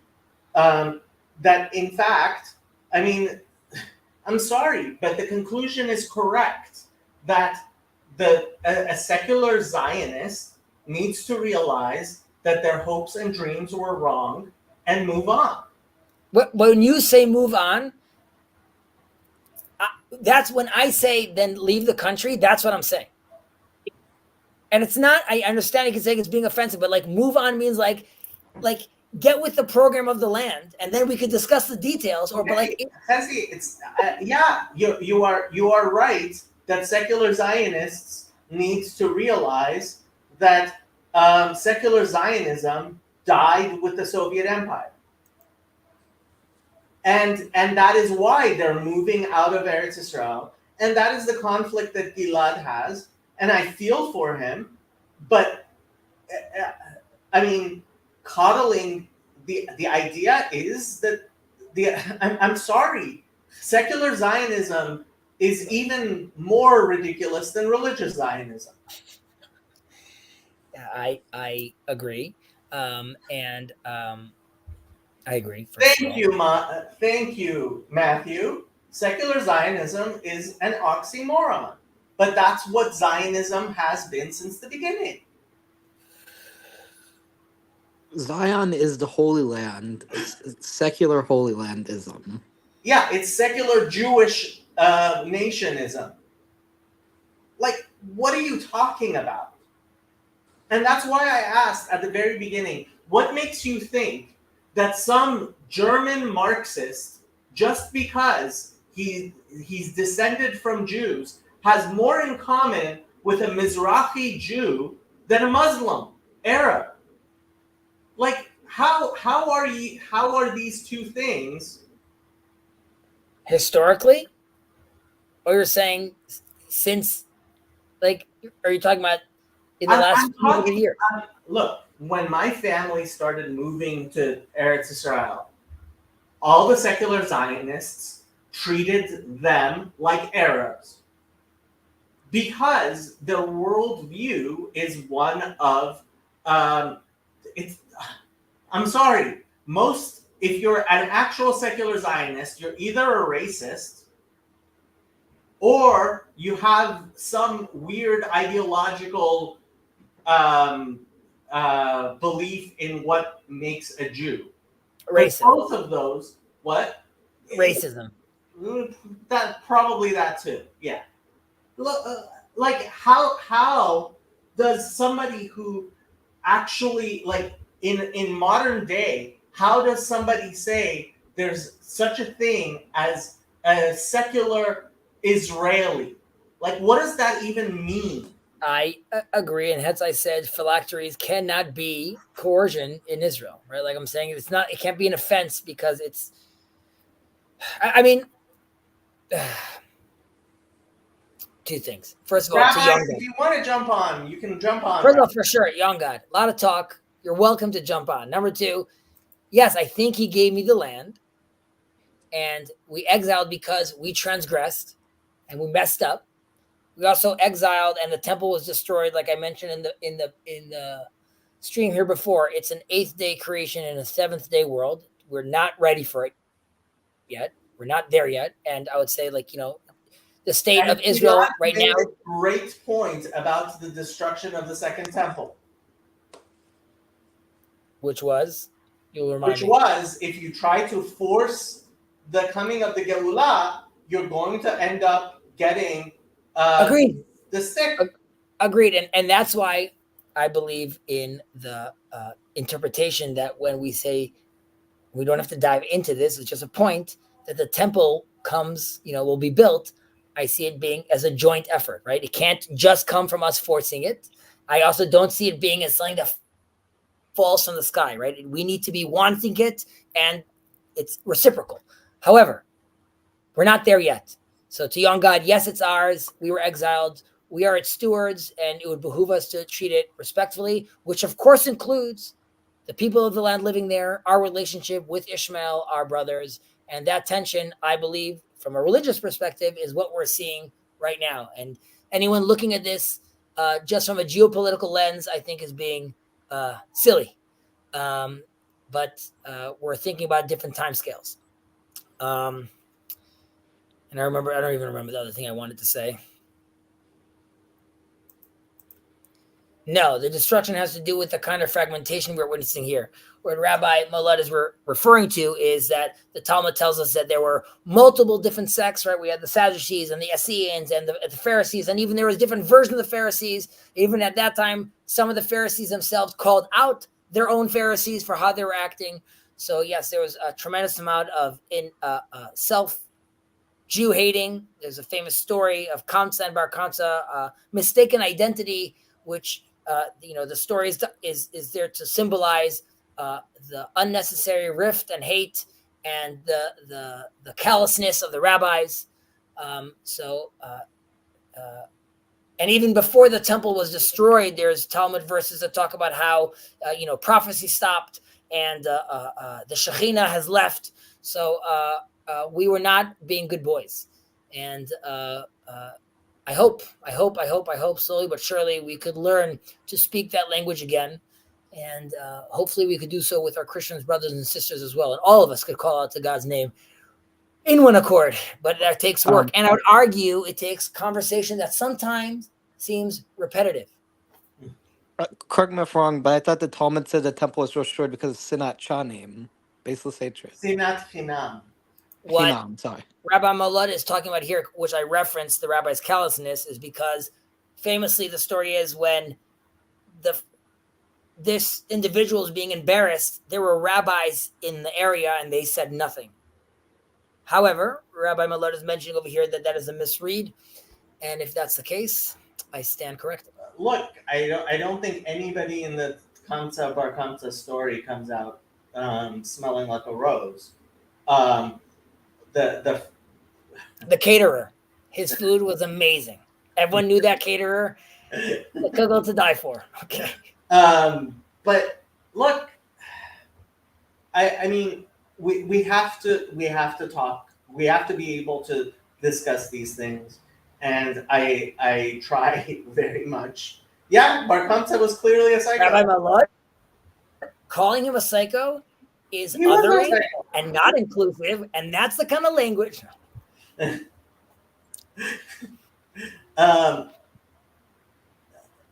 Right, but okay.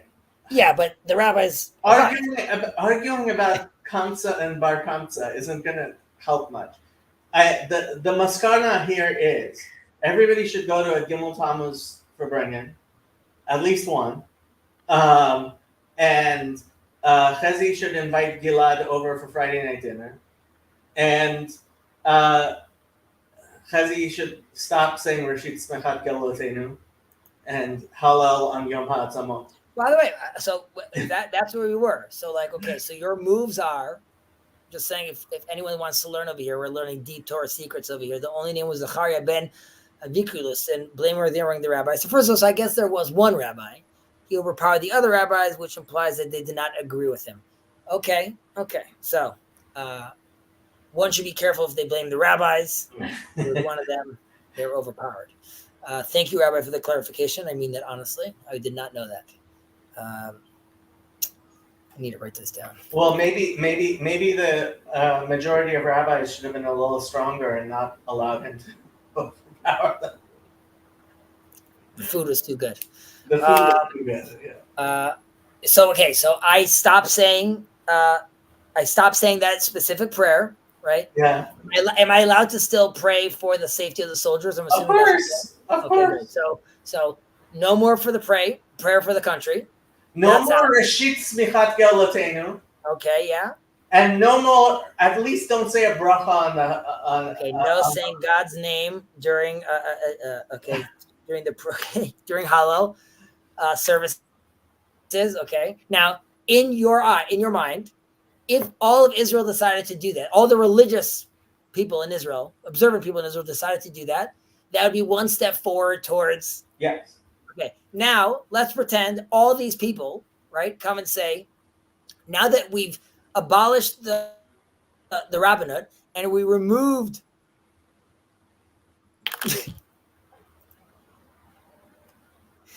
Yeah, I'm not paskening. I'm not paskening, Rabbi. If you think this is something I came up with from myself, as we sit here on the eve of Gimel Tammuz, if you think this is my personal opinion, then I'm advocating. We are participating in an exercise. Okay, so I stopped saying those things. The people in Israel stopped saying those stuff. Because we removed the rabbinate and these connections between synagogue and state, right? Suddenly we see, which I'm hopeful for, more people want to be affiliated, more people want to have these things done through the traditional means, right? And comes a leader like the Yanuka, and everyone's like, this guy's amazing. He's that guy, he's the guy in charge. We like him. You're going to be in charge right now, okay? And we want, now you would say we're on the right track, right? Yeah. Okay, so how do you think the best way to assist? Now, I'm assuming we still need some sort of politics, some political body, right? And wise rabbis would get involved. So I think once those hurdles are overcome, it'll be a lot easier for you to just realize that the government in Israel is a colonial state of the United States, and that as a colony of the United States, like Puerto Rico, we like the people in Israel have to realize that their government is exactly like the government of Puerto Rico. Okay, so it's a protectorate of the United States. Now, since the Yanuka promoted me, as the resident Levite, of the old city, I hang out over there now, and I reach out to you and I'm like, Jacob, you're the dude, you got the keys, you're in charge, right? It's I'm with you, this American nonsense. We can't have with them telling us what to do. What is this coalition you're building? What does it look like? You're in charge right now. Forget the Americans. Goodbye. Let me answer Rabbi Mullah just quickly.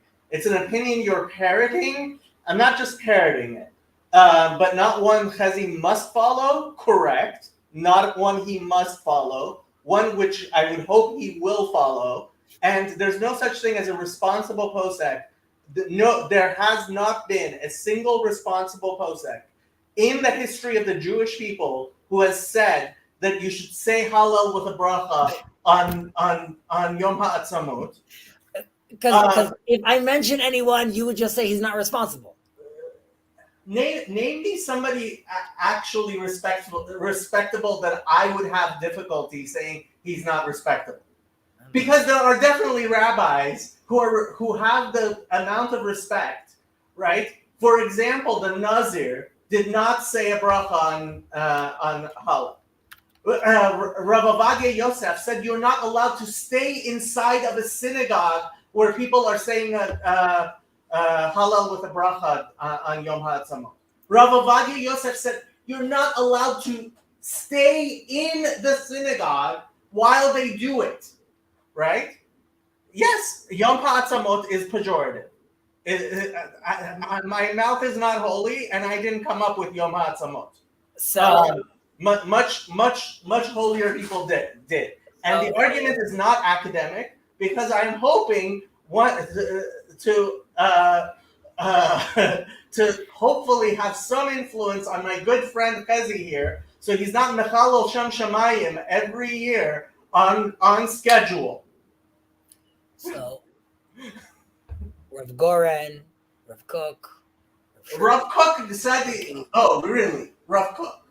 Rav Yehuda, his son.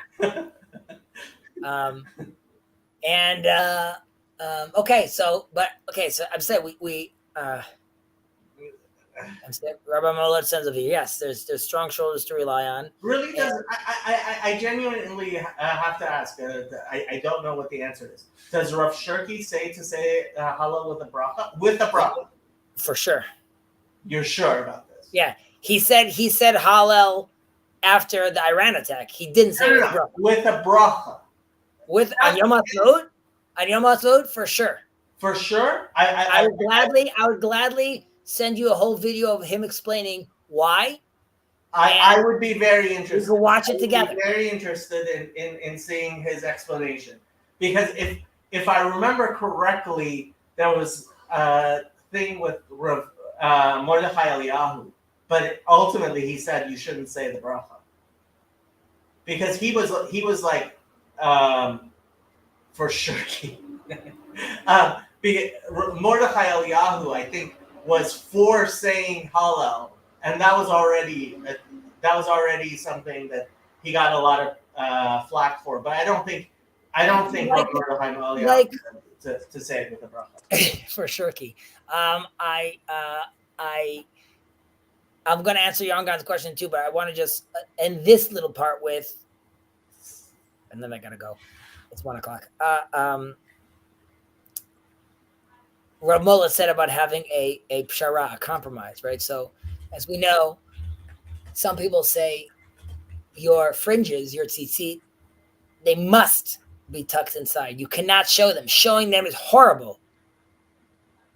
On the flip side, you have people saying they must be shown. Hiding them is horrible. And then there's people that walk around tying it, but it's not a big deal. You know the terminology people say that you're going to, the amount of yohara you have doing this, so people wrap it around. I have explained to you why it's so different with saying the bracha, because when you say there's not even a safek brachot lahakel, you are dismissing every rabbi, and that's why the Nazir. Almost every rabbi. That's why Rav Soloveitchik. That's why plenty of people who were for saying Hallel and for even like themselves. Wait, why say the bracha would not say the bracha.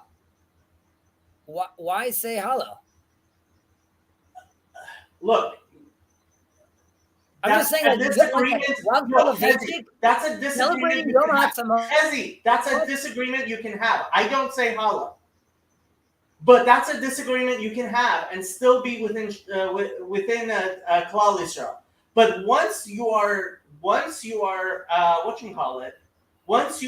poresh min hatzibur by saying that the rabbis who say not to say a bracha don't even count as a safek of a halacha, then what am I supposed to say to that?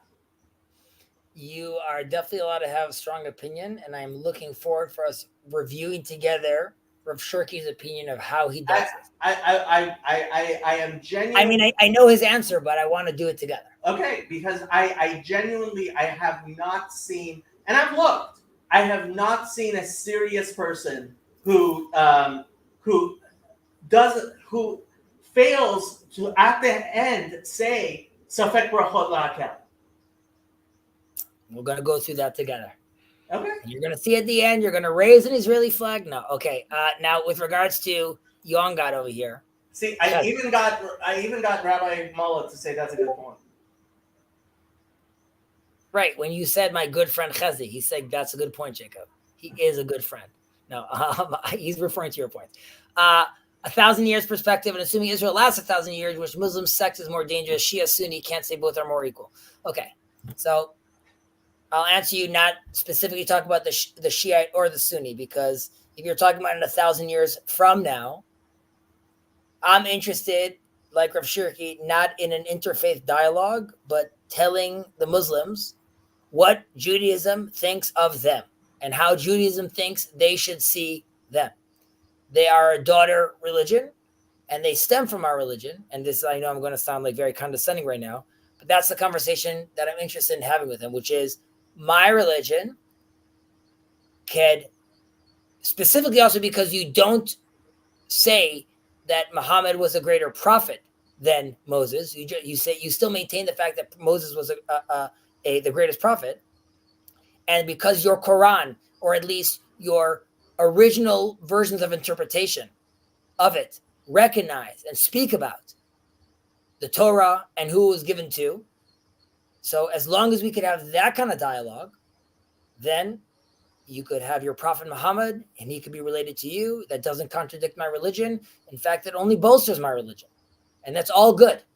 And that's why I could have a great conversation and a great love and admiration and companionship and brothership with Ishmael, my brother, as long as he recognizes who Isaac is and what our position is and what our role is. And I'm speaking to him not as Islam, Arabs around the world. I'm talking to the religious component out there. And because you say Shia and Sunni, that's a religious component. And I would say that would be my relationship and conversation with them. So if people are not interested in doing that, and they still have the mindset of Dar el Harab and Dar el Islam, then yes, we can play together. But if you're willing to drop that theology, which some Muslim clerics claim to, and believe that that is also in a more authentic reading of their religion, then there's room for dialogue. So I hope that answers your question, young God. Not to give you a hard time, Chezi, but I have questions. Rabbi Milad, ask away. Well, I am going to go to bed in a minute, but you could ask me a question right now, and then I'll gladly answer more questions. But just as a note, if it's about this topick, Rav Shirky has he's right now is taking it to like a whole new level of speaking out to the Muslim world, reaching out to the Muslim world, going there to meetings. So he's really pushing this hard. If Muslims control the Holy Land and they allow Jews to rebuild the temple, would this be hypothetically acceptable? They control the land. I don't know what that means, that they control the land. But I would say that's not really acceptable. I would want to frame it differently, which is a house of prayer for all nations. When we're talking about control, we're talking about this language of power. Jews and Judaism is not, or the Hebrews are not looking to control anyone. We are the chimney cleaners. We are here to make sure that the conversation and connection between the divine and humanity is done in the best way possible. That is offered to everyone in the world, and the individuals, as Maimonides say, can reach the highest heights and surpass the high priest. As a collective, as a nation, we are the chimney cleaners, which means we are very dirty, which means there's a lot of death, which means there's a lot of heartache. But that is a responsibility we take on, because we are very much interested in calling out God's name in one voice. Too lengthy for a discussion now, so Rabbi Milot, let's definitely have a discussion. I would love to do that. It means Israel loses. It becomes Palestine, and Jews are still allowed to rebuild the temple. Islam is slowly getting corrupted like everything else. Time affects all things. Are you telling me if we go all the way back in near near Hebron, there is an old mosque that they unearthed. And in it, and you're talking about like old school Islam, beginning of Islam, there is a writing over there on the wall. I can't remember if there's a picture of the dome of the rock or not, but it's referencing it and it calls it Beit El Migdas, right? Now, no Muslim would tell you that today because that was buried and we can't talk about that anymore, but they worshipped it as Solomon's temple. They had curtains around the source stone, the Even Ashtiyah, the foundation stone, and there was a different relationship. And what happened in I'm forgetting the name of the place with the interaction that Muhammad had with Jews, and the whole anti-Semitic narrative that comes from that. There are interpretations that don't have to go down that line. So I'm just not buying into a narrative, young God, which is like we'll lose. That's just not. That doesn't seem to be the case. And ultimately, our ways are not God's ways, and our thoughts are not God's thoughts.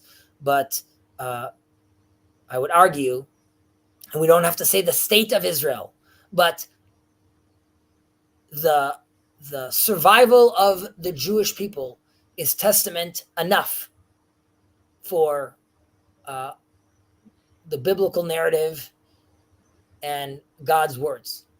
That includes the highs and the lows. All right, Yacobi Mugatu. Anything else to share? Say? I this stream has taken up way too much of my time today. Well, firstly, you've been on for like an hour. I've been listening for way too long. Nah, I can't. That's on you. Have I been on for a whole hour? I don't think. You know who's been listening for 1,000 years? This guy right over here, young God, who's born young into God? the StreamYard. Is he a bot? No, he's not a bot because we've seen him. We've seen him. Okay, Sandy. Closing words. Yeah. Closing words. Follow God. Please follow God. Be His people. Don't worry about the land. That's what that is. Kirk, any last thoughts? Well, to my understanding, and correct me if I'm wrong, but there's a tradition in Talmud which says that if every Jew observes Shabbat for 2 Shabbats, the Messiah will come. So invite Gilad to Friday night. Get Chain started. him to the radiator. Right. Observe this. Okay. Make sure he's not Mechalel Shabbat the whole 26 hours in any way. Kirk, I think that's there more to symbolize, and that goes back to like when I say it's going to be a miracle when we build the temple, because when all the people of Israel want to build the temple, that is a miracle, right? So if everyone keeps the Sabbath, for that to happen, then the world has been fixed because you've created this agreement with all these people built in a Talmud where it's all about them disagreeing, right? So if we could have that kind of unity, what a day it would be. Okay. All right, guys. Have a good evening. Does the temple come before you've got all of the non-Jews gathered up and minding their P's and Q's so they can be the people you're the priests too?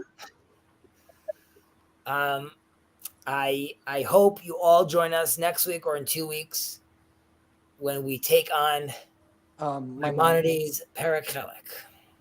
Perikhelek, Shmona Parakim. No, he wants to do Perikhelek instead. Oh, Perikhelek's pretty short. You can do that in a couple of weeks. What's but it's just like, it's a little more dense as far as like the topics. Yeah, but I tell the allegory he gives at the beginning over and over again. I'm really glad you didn't Perikhelek, but I mean you should be able to finish in a couple of weeks. What does Perikhelek mean for English speakers? Chapter 10 of Sanhedrin. Talking about the secret stuff. The very secret stuff. Yes. The spicy stuff. Shoe sizes. Very secret stuff. Just the 13, where we get the 13 principles of Jewish faith. The secret stuff. May challenge Rambam and Chalek may challenge some of the views I've heard people say on the stream. Yeah, that very, very well might be the case. Rabbi Mylot, and you got my number. Feel free to reach out. Catch you guys on the flip. And Jacob, tomorrow you're gonna do a stream for Gimel Tammuz. Yes, but yeah, I'm just gonna go over to Sifa. Is it open access? I'm just gonna do the Sifa. I'm not gonna have people. Okay. Okay. Bye bye. Bye.